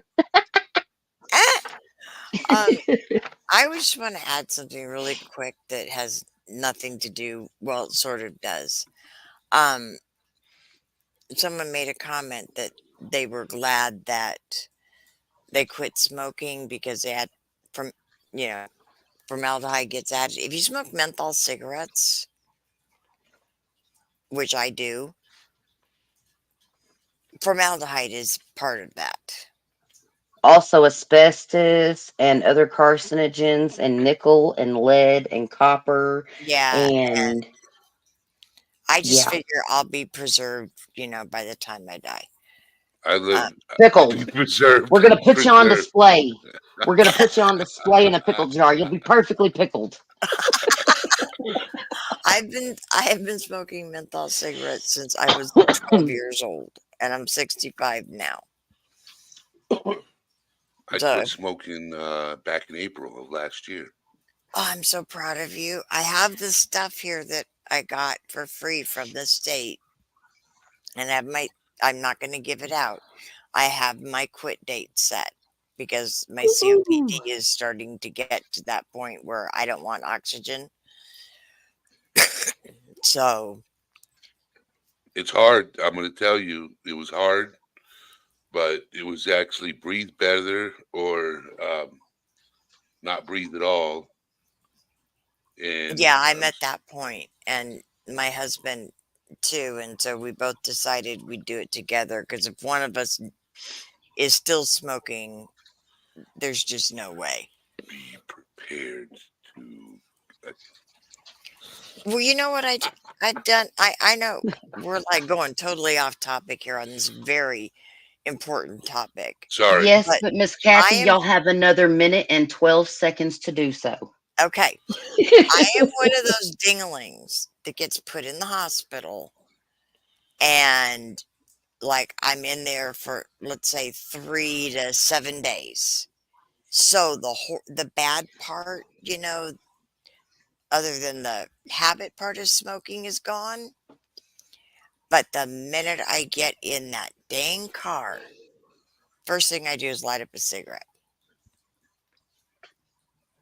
And I know better. And I tell myself every time, you are not going to get in that car and light up. And that is the first thing I do. So I have technically gotten through the rough parts. That's an Right. interesting article. I'm reading it right now. Okay, so Yes. I'm going to be quiet now. Oh no, you're fine, honey. But yeah, moving right along. You're fine, but be quiet. You already know, Kathy. You already know. You do this. You do this all the time. So you know. Okay. So first of all, I would like to give a shout out to our girl Sammy, one of the founding five of Regina and Hollis Crime Chat. She is the one that did her due diligence, as Miss Allegedly Brittany says, and I just love that. Um, she is the one that did her due diligence and brought this article to my attention because it's one I hadn't even seen. So, with that being said, Miss Sammy, would you like to read your article and present your Thank you so much, Regina. information to us? I can't even take credit for this article.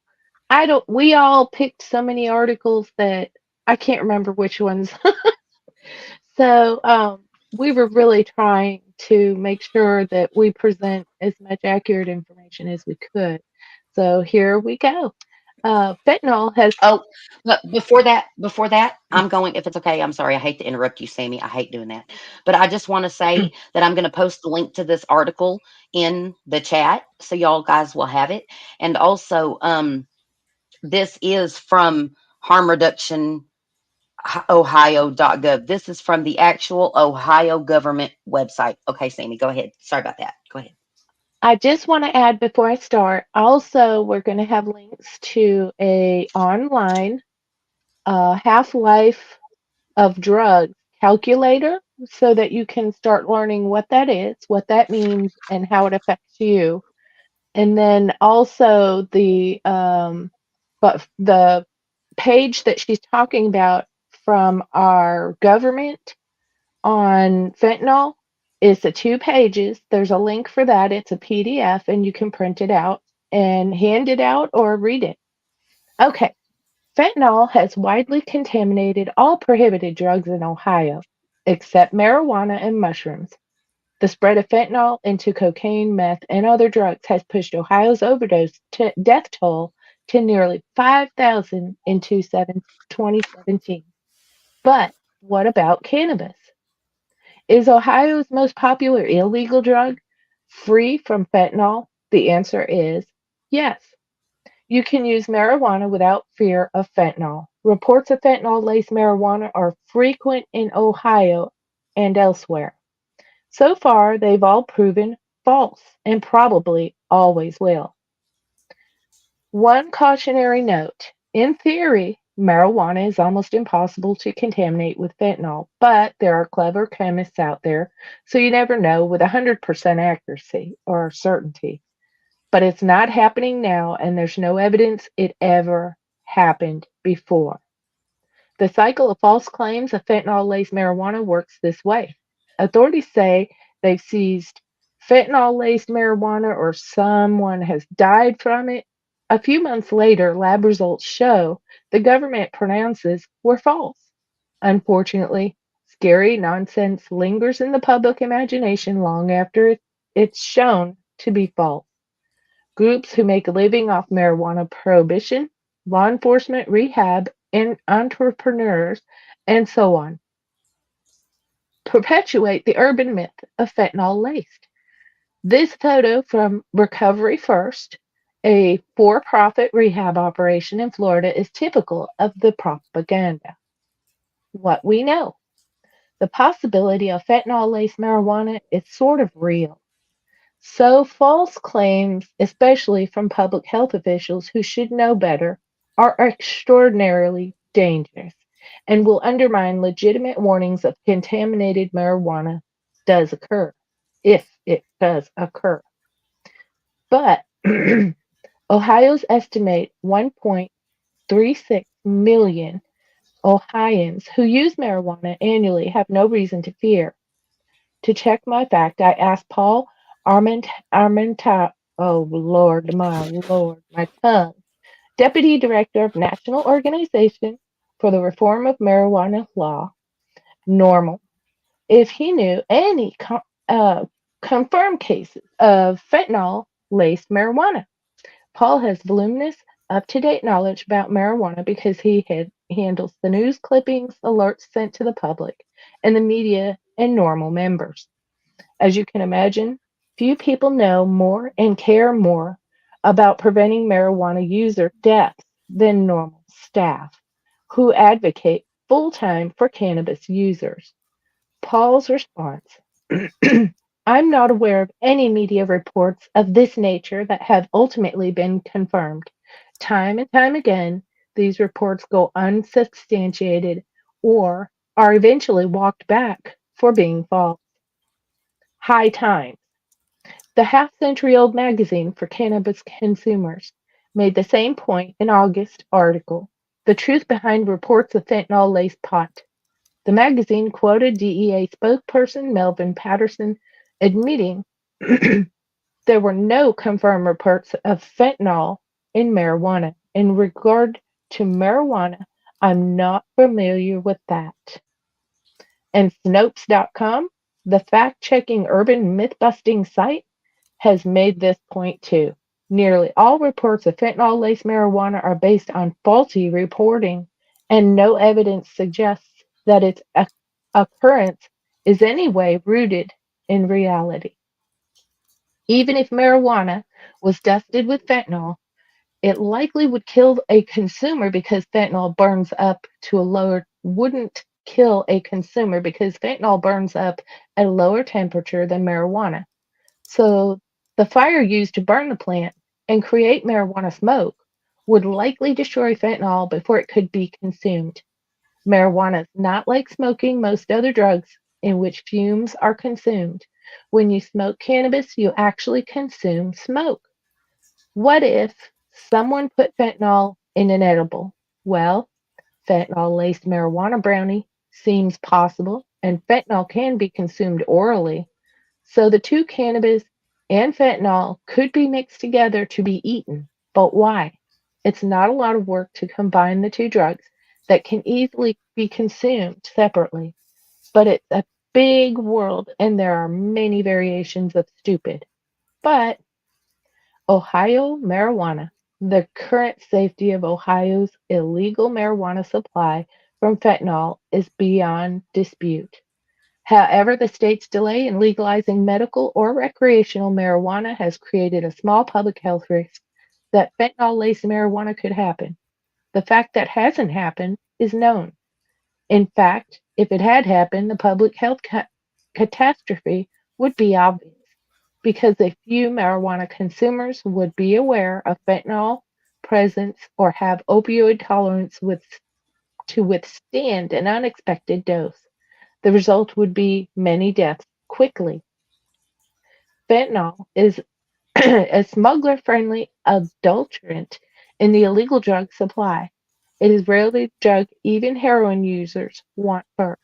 Illegal drug markets suffer enormous purity problems, just as alcohol did during the Prohibition, a policy that led to not just increased crime, but also deaths, blindness, paralysis, and other problems from the contamination and impurities. Ohio says, "Thank you, Colorado." Ohio marijuana supply is protected because of most of the state's marijuana is produced in the United States. Ohio fentanyl contaminated drugs are mostly imported. Fentanyl is the compact potency boost added to heroin, cocaine, and meth to minimize the bulk of smuggled drugs. The imported drug supply chain, not just specific drugs, it is contaminated, especially from Mexico. A minority of marijuana used in the United States is imported from Mexico and elsewhere. However, most of the nation's marijuana is grown in the United States. This has been especially true since states have legalized medical marijuana or marijuana altogether. Ma- Fentanyl laced marijuana in Colorado is no more of a threat than fentanyl laced Coca Cola. The threat of fentanyl in cannabis is entirely a function of impurities that occur when products must be supplied in illegal underground markets. The public health case for legalizing marijuana to ensure consumers know what they are getting is a reality, not an urban myth. All right, so let's discuss what we just read a little bit, what we just heard, and what we read. What do you guys think about that?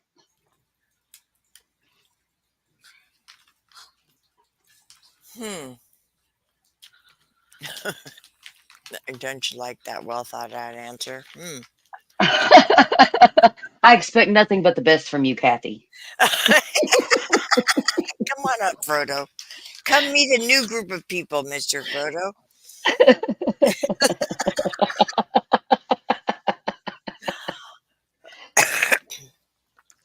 Shar, what do you think? I think that there's so much information that not everybody gets exposed to, and I'm loving everything I'm hearing because it makes me, as the oldest on the panel, to be able to pass it on to my grandchildren, my now great grandchild that's coming. I'm shocked. I'm happy to hear it. I'm sorry. I'm glad that the myths have been removed, and I'm glad that uh, this panel brought it out for everyone to hear. That's how I feel. That was very well said. Thank you. Thank you, Char.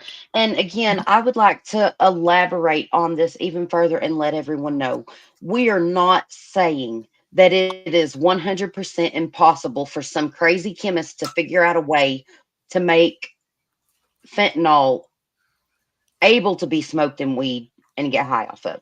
We all know there's crazy people out there that do stupid stuff every day. I mean, have you been to Walmart lately? No, I don't leave the house. Yeah, well, I started ordering my groceries too, so I can't say I've even been to Walmart lately. I don't know why I ask. I take my service dog with me to Walmart and I sit on the floor and he climbs in my lap. Right. Well, what do y'all think about the fact that that article brought up how many cannabis users there actually are? And we know that most cannabis users, look, we know, okay, before Arkansas legalized marijuana for medical, and I have medical, um, the weed I smoked did not come from the government. And it wasn't as good as stuff either, I'll tell you that much. But it didn't come from the government. And most people that live in states where it has not been uh, made medically available or recreationally available, those states have nothing but illegal cannabis users. And if the marijuana supply was truly contaminated with fentanyl, where are all of the overdoses among marijuana users? Where are they? I think that's a very valid question. What do you guys think? They're there, they're just not highly publicized. And because the United States is starting to make it more and more regulated, we're not getting the majority of our pot from Mexico and other places.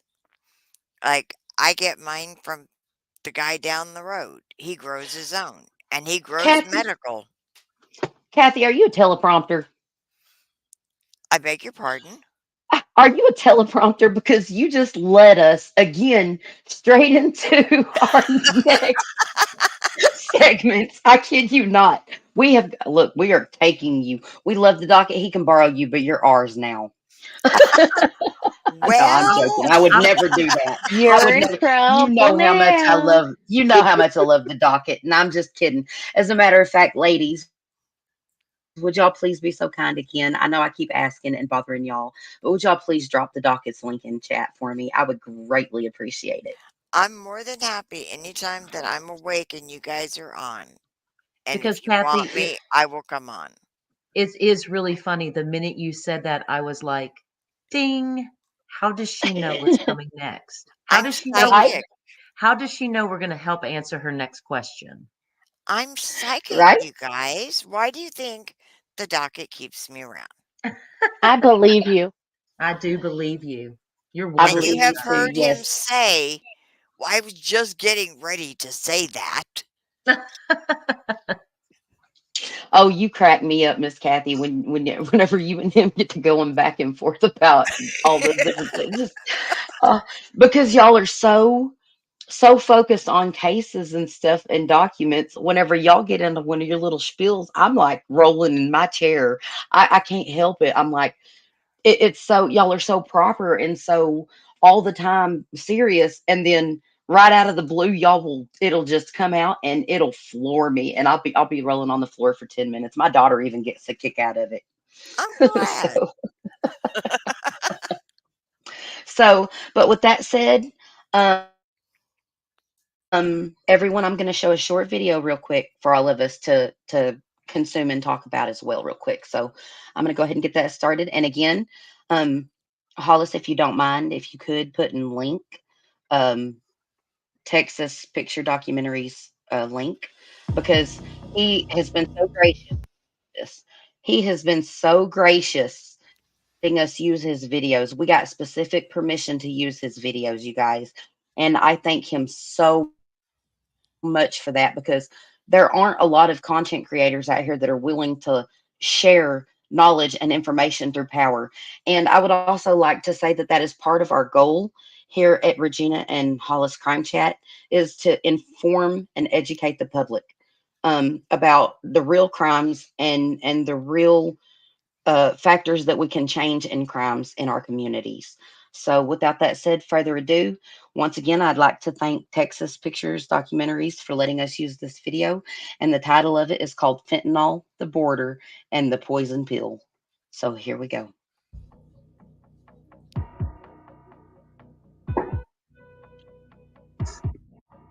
Texas and Mexico share over 1,200 miles of common border and are joined by 28 international bridges and border crossings that allow commercial, vehicular, and pedestrian traffic. The border crossings are vital to the economies of Texas and Mexico. But these border crossings are also vital to the illegal drug trade. According to the Cato Institute, over 90% of fentanyl seizures occur at legal crossing points or interior vehicle checkpoints, not on illegal migration routes. In 2021, 86% of convicted fentanyl drug traffickers were American citizens, which is 10 times higher than the number of illegal immigrants convicted for the same offense.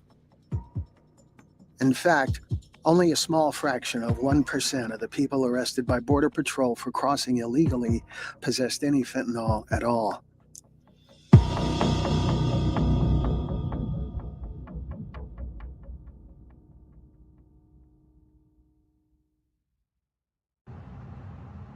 We traveled to the Texas-Mexico border to find out more about how major of a problem fentanyl is here, so close to the source. There's thriving communities on both sides, and commerce across the border happens every day. Many Americans who live in these areas regularly cross the border for shopping, dining, even medical and dental care. The cost of a root canal in the U.S. averages between $800 and $1,200. Across the border in Mexico, a root canal can cost less than $300. People also come here for pharmaceuticals. Prescription drugs can be much cheaper in Mexico, and a prescription isn't required as long as the drug isn't on the list of controlled medications. And according to reports, some pharmacies will sell drugs that are on the list of controlled medications without requiring a prescription. We worked with 2 Spanish-speaking Americans posing as shoppers to find out more. Our shoppers parked on the U.S. side of the border and walked across to Mexico. Almost immediately, they were approached by someone promoting pharmaceuticals available at the pharmacy he represented. During the trip, the shoppers tried buying individual Percocet pills at 4 pharmacies. The clerk at one pharmacy told the shoppers they don't have any, that they were removed because they were too strong.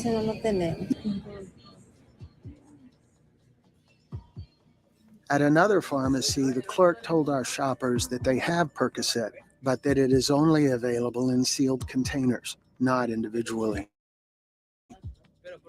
The clerk then suggested cheaper pain medications as an alternative.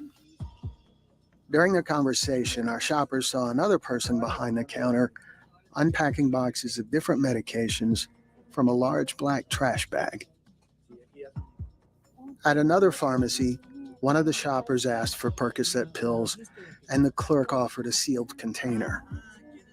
When the shopper asked to buy individual pills, the clerk said no, then warned the shoppers against buying individual pills and said that some pharmacies will sell medication in a bottle labeled Percocet filled with pills that are not Percocet.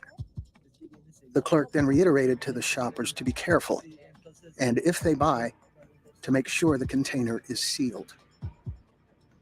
One pharmacy was willing to sell pills individually. One of the shoppers asked to see a Vicodin and a Percocet. The clerk retrieved one pill from a container with no visible label, and the other pill came from a container labeled Percocet by hand.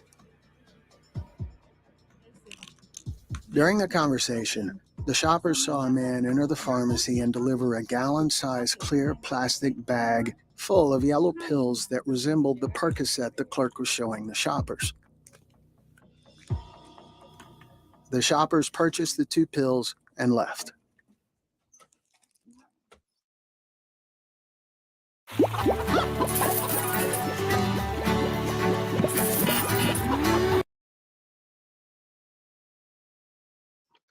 Gotta love them commercials. At a secure location, we tested the pills for fentanyl using fentanyl test strips, which are available on Amazon, but illegal in some states. We tested the Vicodin first. The process requires crushing the pill into a powder.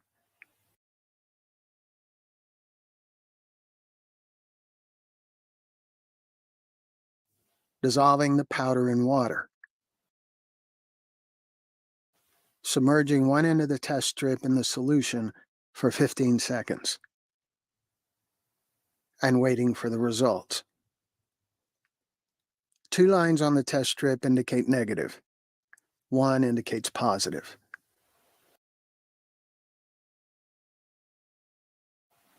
The results were negative.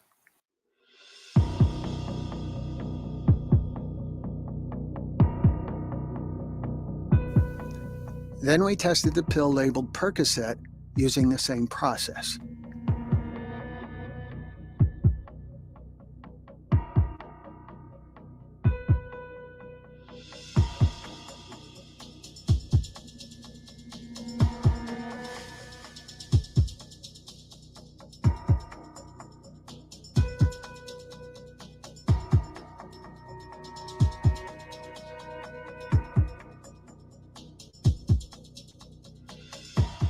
The pill sold to our shoppers as a Percocet tested positive for fentanyl.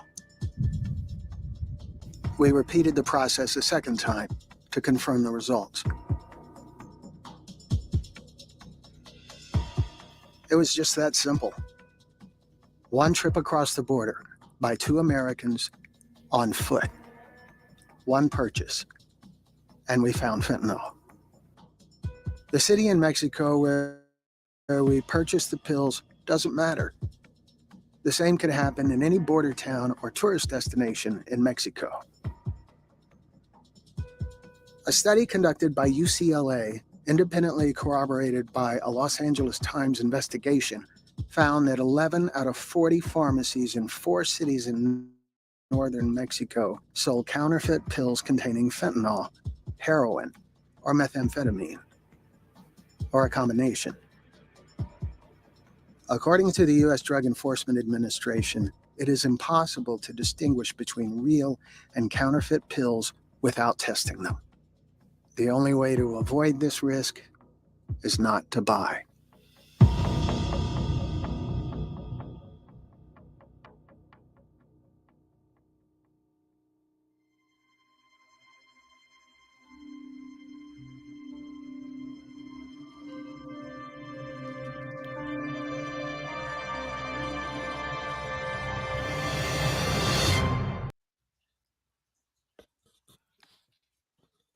Okay, Wow. again, I would love to give a big shout out to Texas Pictures Documentaries for letting us use his videos tonight. That is so amazing of you to let us use them because it is so important that this information is known. The real epidemic of fentanyl in America and what's really going on. And that is why we are here tonight, ladies and gentlemen, because it is a war against Americans. And I, It is a war coming across the border. And people think, oh, it's all the illegal aliens coming across the border. It's sadly not. It's Americans going across the border and buying these drugs themselves and bringing them back to the United States and selling them for a profit. when I was talking to the man who is in charge of Texas Pictures Documentaries, he told me that he found out while doing this actual video that only 1% of the illegal migrants that are coming over the border right now, only 1% or less are being busted for fentanyl. He said 86% of all fentanyl arrests at the border are Americans who are interacting with the Mexican cartel over here on our side and over there. That is how the drug trafficking is actually occurring across the borders. So, Regina, that would lead you to what you would like our next live to be about, actually. Okay. Yes, and it's something I would like to touch up on just for a second. Miss Kathy, you had something to say? I just wanted to add one thing. Yes. If our system in the United States was better and not so I don't know how to put this in a nice there's no nice way to put it. Wasn't so money centric on the medications. Too many people can't afford their meds and have to go to Mexico to buy them, and that is part of the problem. Yes, I agree with you 100%. me too. Yes. I do too, Kathy. I do too. 100%. And that scares me. 100%. I Me have too.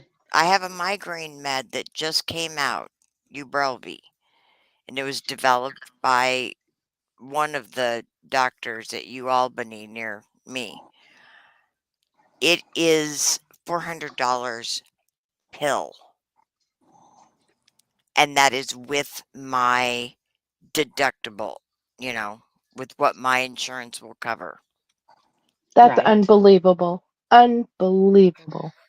So we have to do better as a country so that we're not sending I know all the illegal stuff. Trust me, family members, whatever, but part of the problem is right here, and we have to do better. And now I'll let you go on. Kathy, can I cut in there for a second?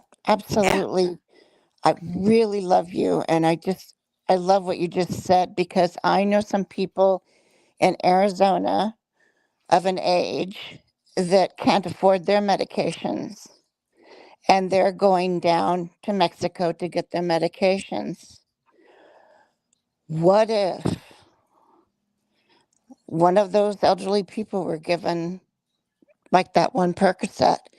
You know, it's our country needs to back up our people in this situation where they can afford to get their medications, especially diabetics. Diabetics too. It's another thing that concerns me that can't afford their medications. So it's forcing people to go elsewhere, which could be another problem. Thank you Yeah. so much, Kathy, for bringing that up. Your points today have just been intriguing. I really love having you here. Oh, thank you. You're welcome. And I think it's important. I think it is so important for both sides of the table of their opinions on the fentanyl crisis come to the table and actually discuss it because there are like you said, Miss Kathy, there are so many things that can be laced with marijuana. And even though I disagree that fentanyl is currently on the market in the marijuana supply, I completely agree that there are other things added to it that are dangerous and people need to be cautious of what they're putting in their bodies. 100%. 100%. And Absolutely. I completely agree with you and I'm so glad you come up and cleared up all the haze about the fentanyl patches. That was so amazing of you. I can't thank you enough. I cannot thank you enough. You're Yes, thank welcome. you very much for that, Kathy. I really do appreciate that. Thank you for having me. So informative. You are welcome on our panel at any time, love. You just if you gotta call Hollis and tell her to smack me through the phone to get my attention to tell me you're here, you are more than welcome. And so are she will too. Don't test her. She'll do that. She will. I know she will. I've dealt with her. She is a force of nature. And allegedly also Nicole Kidman's body double, but that's for another take. I know you can. Oh, Hollis, are you a stunt woman and you never ever said so? No. I'm I'm looking at just I'm looking at K Bird's comment. The fentanyl originates mostly in China and India, then sold to cartels in Mexico, who mix with other drugs, then sent to US. I found that interesting. At first, when I read it, because I know she did a typo with other rugs, I thought she meant like they were stuffing them in rugs to send to the US. So I had to read it again. But I well, like the those comment. rugs. Yeah. Those rugs carry. Actually, those rugs do carry a lot of drugs. Do they? From So different hey, countries. and also you killed two ladies, birds with one Oh stone. no, No pun intended. my husband is in here now, you guys. He woke uh-oh. up. Uh-oh. Yeah, I was reading. He said another great job, ladies, and thank you for keeping Kathy busy. Kathy, I Kathy, love you. I Kathy, love you, is Tom darling. your husband? Yes. Well, Tom, no wonder we like you so much. You put up with this woman. And he can't hear Hey, you because he won't put I like her. his dang I headphones love on. Kathy. Y'all have no idea. I adore Miss Kathy. She already knows I adore her. I don't even got like But it's just a she mutual knows love this. here. She knows this. Yes, it is. Yes, it is. And also, ladies, before we leave, that leads us, I would like to cover a little bit because we are going to be doing a deep dive into crimes from the border, just like with the fentanyl. We've covered that. This next live, we are going to be covering illegal immigrants and the murders they have committed Oh. on U.S. soil. So And something that else coming across list, the border you that's guys, killing us. You Yes. mean we don't have enough yes, something here? else coming across the border that's killing us. Yeah. Oh, We have Right. Which is we why have a social crime going on in our state, in our country. A social crime, which is fentanyl, or a drug crime, however you want to state it. But then we have and then these we have violent violent crimes coming crimes. over the border as well. I think we've all seen a big increase. And although I'm all for proper, migration, we don't know how many criminals are actually entering our country. And I think we've seen a lot of the attacks lately. I think we've seen a lot of cases that can show that already. That brings me if it's okay, Hollis, I would like to touch up a little bit on a crime that happened recently before we go. Laken Riley, 22, was killed in broad daylight on Thursday while jogging on the edge of UGA's campus. Suspect in murder of UGA student was arrested last year, ICE says. A 26-year-old Venezuelan man charged with killing Georgia nurse nursing student Laken Riley this week had a prior criminal history, a spokeswoman for ICE revealed Sunday. Jose Ibarra, who was arrested in connection with Riley's death on Friday, had been charged with endangering a minor when he was caught driving an unregistered car with his child inside on September 2023. ICE spokeswoman Lindsay Williams said in a statement to the Daily Beast.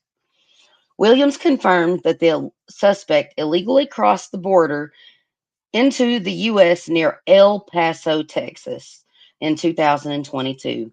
Ibarra was paroled and released for further processing and eventually made his way to New York City, where he was arrested just a year later. He eventually made his way. Oh, I messed up. He was released by the New York Police Department before a detainer could be issued, Williams added. The brother lived in an apartment complex on near only near the site where the slain nursing student Laken Riley's body was found on Thursday. According to the University of Georgia Police, both of them are held without bond at the Athens Clarke County Jail.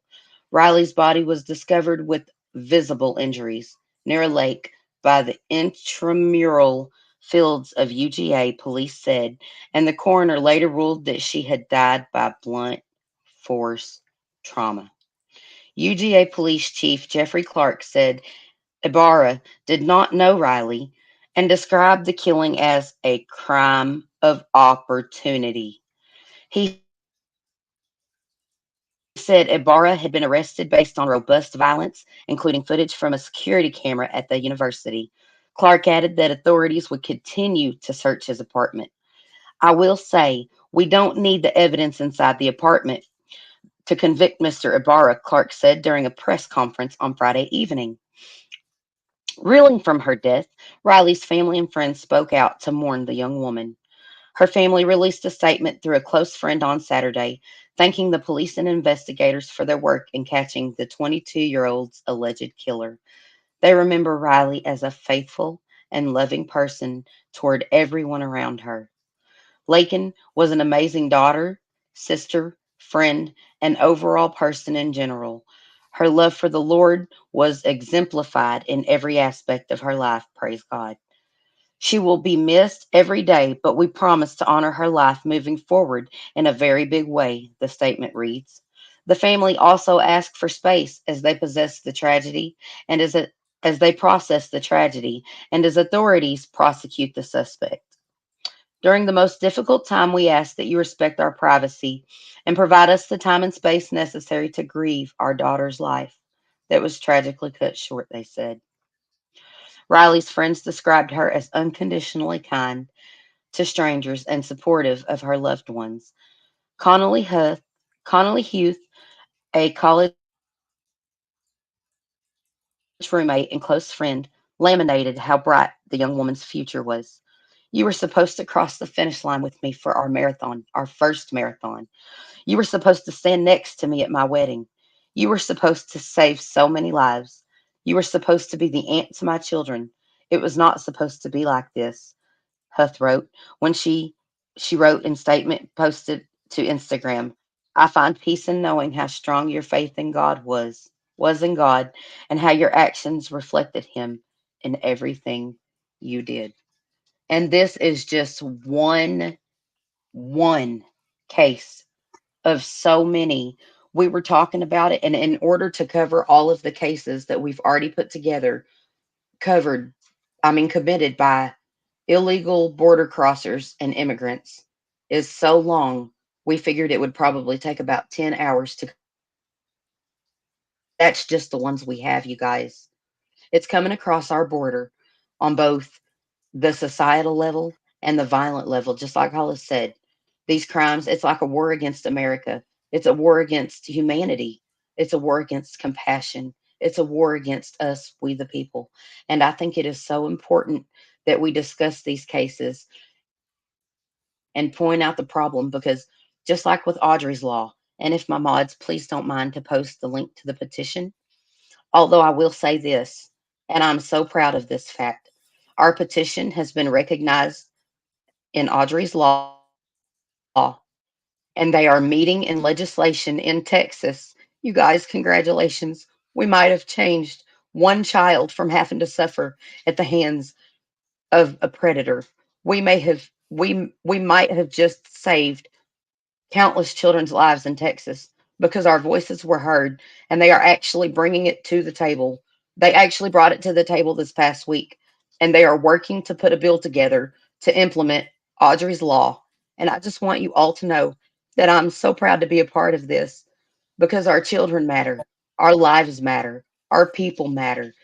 Whenever we lose the joy and the light that these people bring into the world, it's a loss to us all. Wow.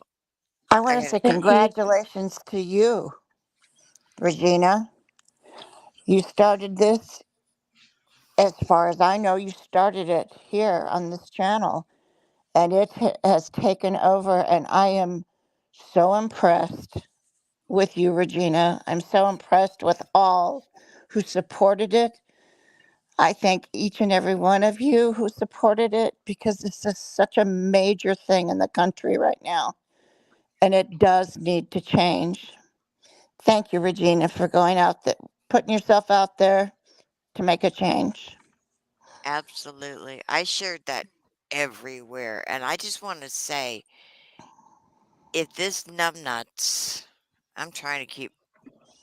Boy, I see how hard it is for Eric sometimes, and I'm the cursey word police on our channel. But this numbnuts was in New York. I live in New York. We let him go. They could have kept him. Oh, New York has their. It's a whole nother. You could do a live for about 20 hours on how many times New York State has dropped the ball because of our uh, cashless bail and, oh, well, this isn't so bad. Go ahead. And it just, Regina, I'm so proud of you. I'm not proud of me. I'm proud of the fact that we all came together and made a difference in the world for the better. That is what matters more than anything to me because I know people can tell me, oh, thank you for doing this. We appreciate you. But really, you guys, God moves everything I do. It's out of love. It's out of love. That's all that matters to me is saving the love of our future. And that is our children. That is our mothers that are out there that are fighting and struggling to save their children, and there's so many different people out there that want to do something to help the greater good, and without the light in y'all's hearts this never would have been possible, never would have been possible. But be Can I So say proud thank you of all. something? you. Be proud of yourself, though, because you did do something and you brought it out there. And then and I'm going to include myself in that, we all took it and ran with it. That's exactly right. Yeah, Amen. and I wanted, I'm sorry. No, go ahead, Sammy, jump right in. Okay. Well, I just wanted to say for the listeners out there, whether you're here live or you're re-listening, I want everyone who has children in their lives to take a look at this and sign it. Hand it off and share it with everyone you know that have children in their families and in their lives because even if you're not a parent, this matters. This is one of the things that these perpetrators and child predator is falling through the cracks, and if we can get as many signatures as possible, this will help solidify this. So please just even share it, sign And it. share it with even your though very own state yes, representatives and that's powers that be. Kathy, you just stole the words out of my mouth. What I was I'm fixing to say sorry, is I'm going to quit talking. no, no, please, by all means.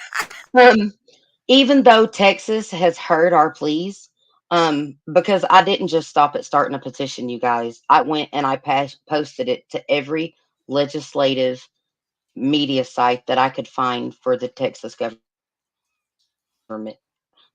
And I think that had a lot to do with it because the petition itself doesn't have that many signatures. But whenever the realization of the problem that actually happened with Audrey and her situation came to light, that there was a shortcoming with the law that allowed this to happen to this poor little girl, everyone everyone came together and agreed. And but the thing is, this petition, Audrey's law, should be implemented in every state. And Every Kathy, state. just like you said, you're from New York. I'm from Texas, and I was appalled to think that this guy could be walking around in my neighborhood with all the little elementary kids and not a single parent know what his background would be and what the danger their children were actually being put in without him being registered. So as a Texan, I'm embarrassed actually, and I was actually really shocked. As an American, I'm embarrassed. Thank you. Thank you. As Exactly. a Hollis, I human, was absolutely shocked too. I couldn't believe that someone with those sort of charges could fall through the cracks like that and be that he could be around children all day long if he wanted to. Exactly. Yeah. It just, you know, I I say this on the other channel. I don't like what adults do to other adults, but leave our children alone. amen. Amen. If you're going to be Amen. snarky and hateful, if you need to, go do it to another snarky or hateful human being. Don't do it to an innocent, precious child that has no knowledge of these things to begin with.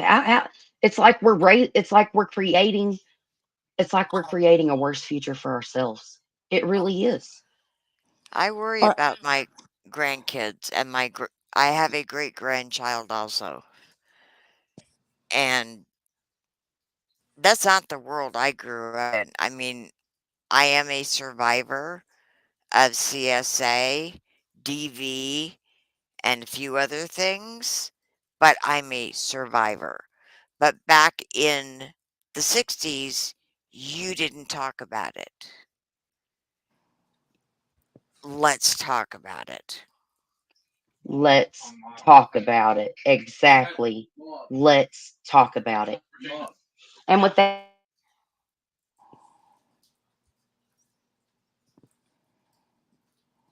you guys give me just a moment. Something come up and I'll be away for like 15 seconds, 15, 20 seconds. I'm gonna count. Right.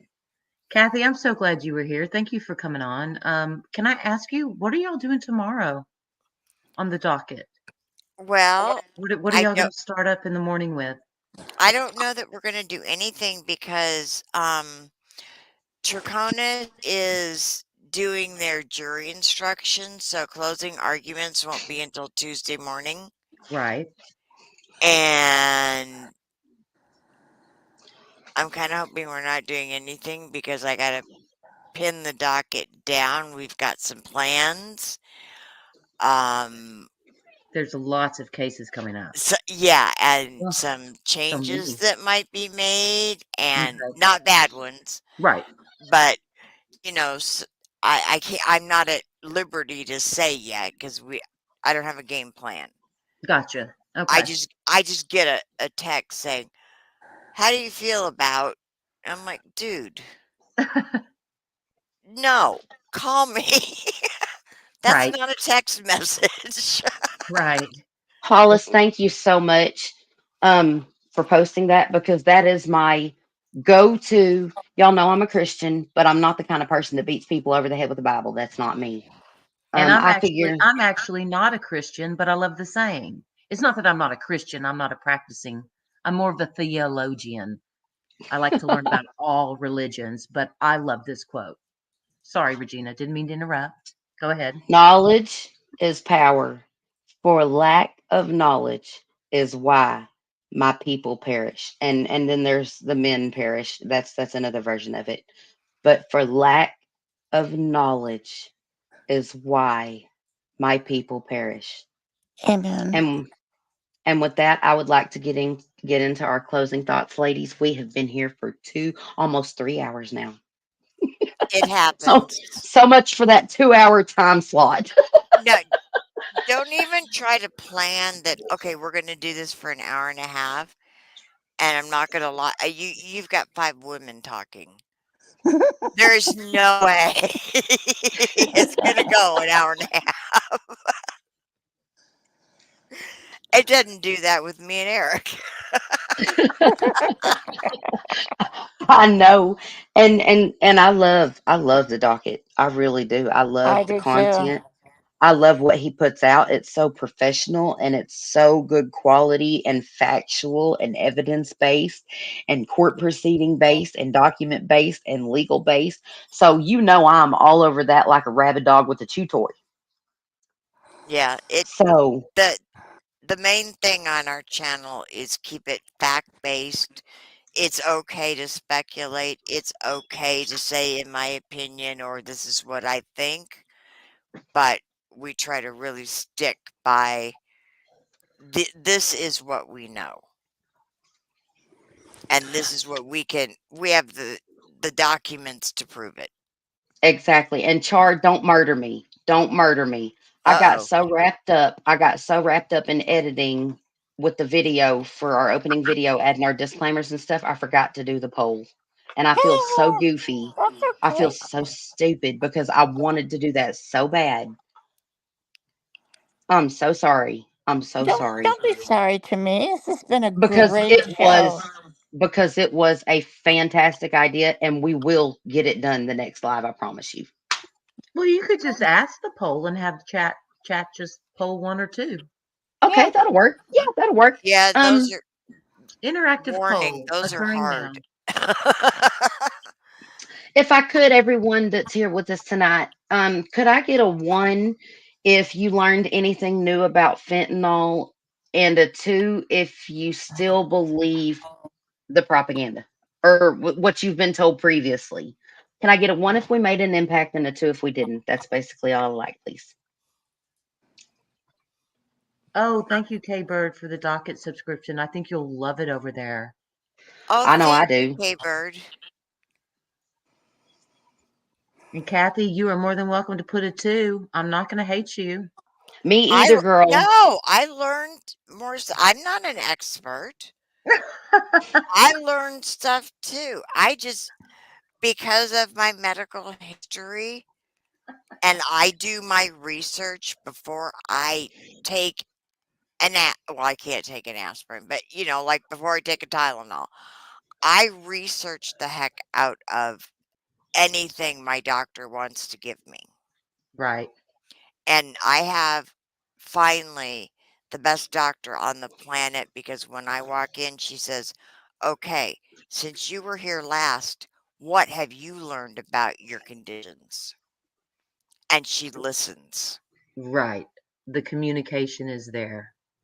That's And so important.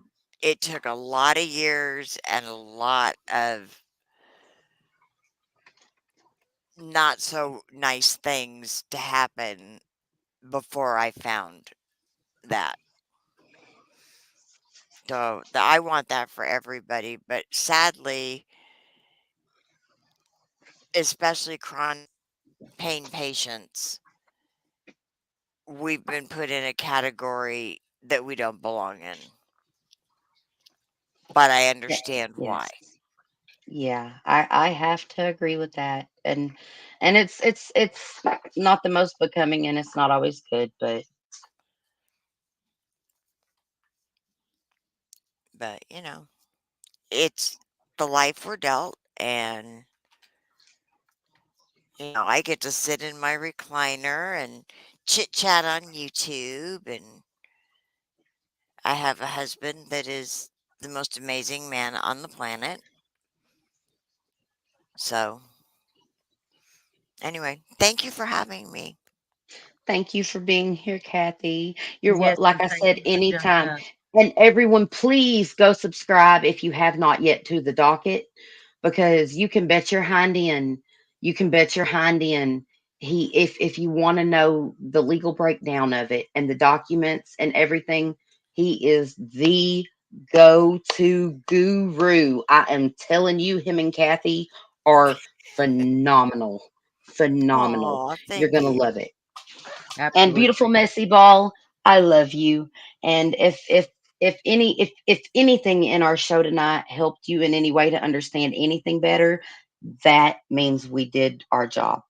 Even and I'm not going to sit here and argue about what people believe with the weed and fentanyl, because I understand where that comes from, and I'm not going to say you're wrong, because I can't say you're wrong. We never know if there is going to be this lunatic that is found a way to combine the two. You know what I mean? Hmm. You know what I mean? So it's a very real possibility, no matter how slim it is. And I completely appreciate you guys having a respectful and balanced conversation. Thank you so much. I really, I want to say I have very impressed with the people in chat and the respect that, you know, and I added pot because it's anything that you get on the street. Just know where you're getting your drugs, and I understand sometimes you have to get them in ways that may not be exactly legal, but just be careful. Yes, I couldn't agree with you more, Miss Kathy. And with that said, Hollis, is there anything you'd like to add before we go? No, I would just like to emphasize what Kathy says. If you have a physician and you feel like you need a medication, just open up and communicate with him. I'd rather you do that, and he would probably rather you do that than maybe not say something and have to fish for something off the streets one day and then not wake up.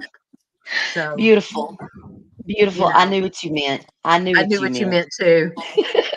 I know you're not a septic person. Beautiful, messy ball. Ah, but that's what I would just say. Just talk to your doctors, go to your doctors, have an open communication if you feel like you need something. If you need help getting off of something, talk to your doctors. They will work with you on that.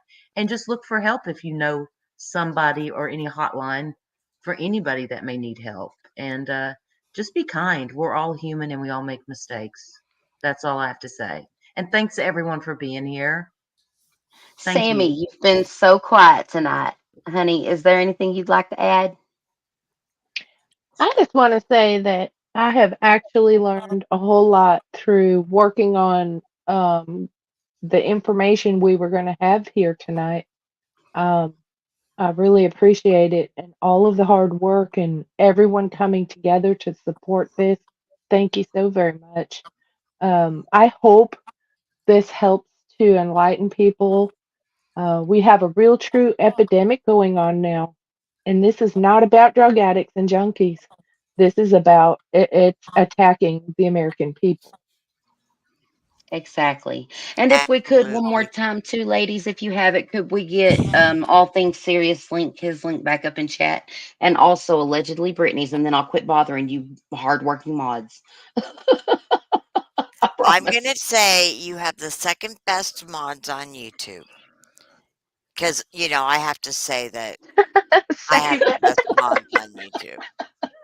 I Because if any of do. them are listening, they're going to be like, excuse me?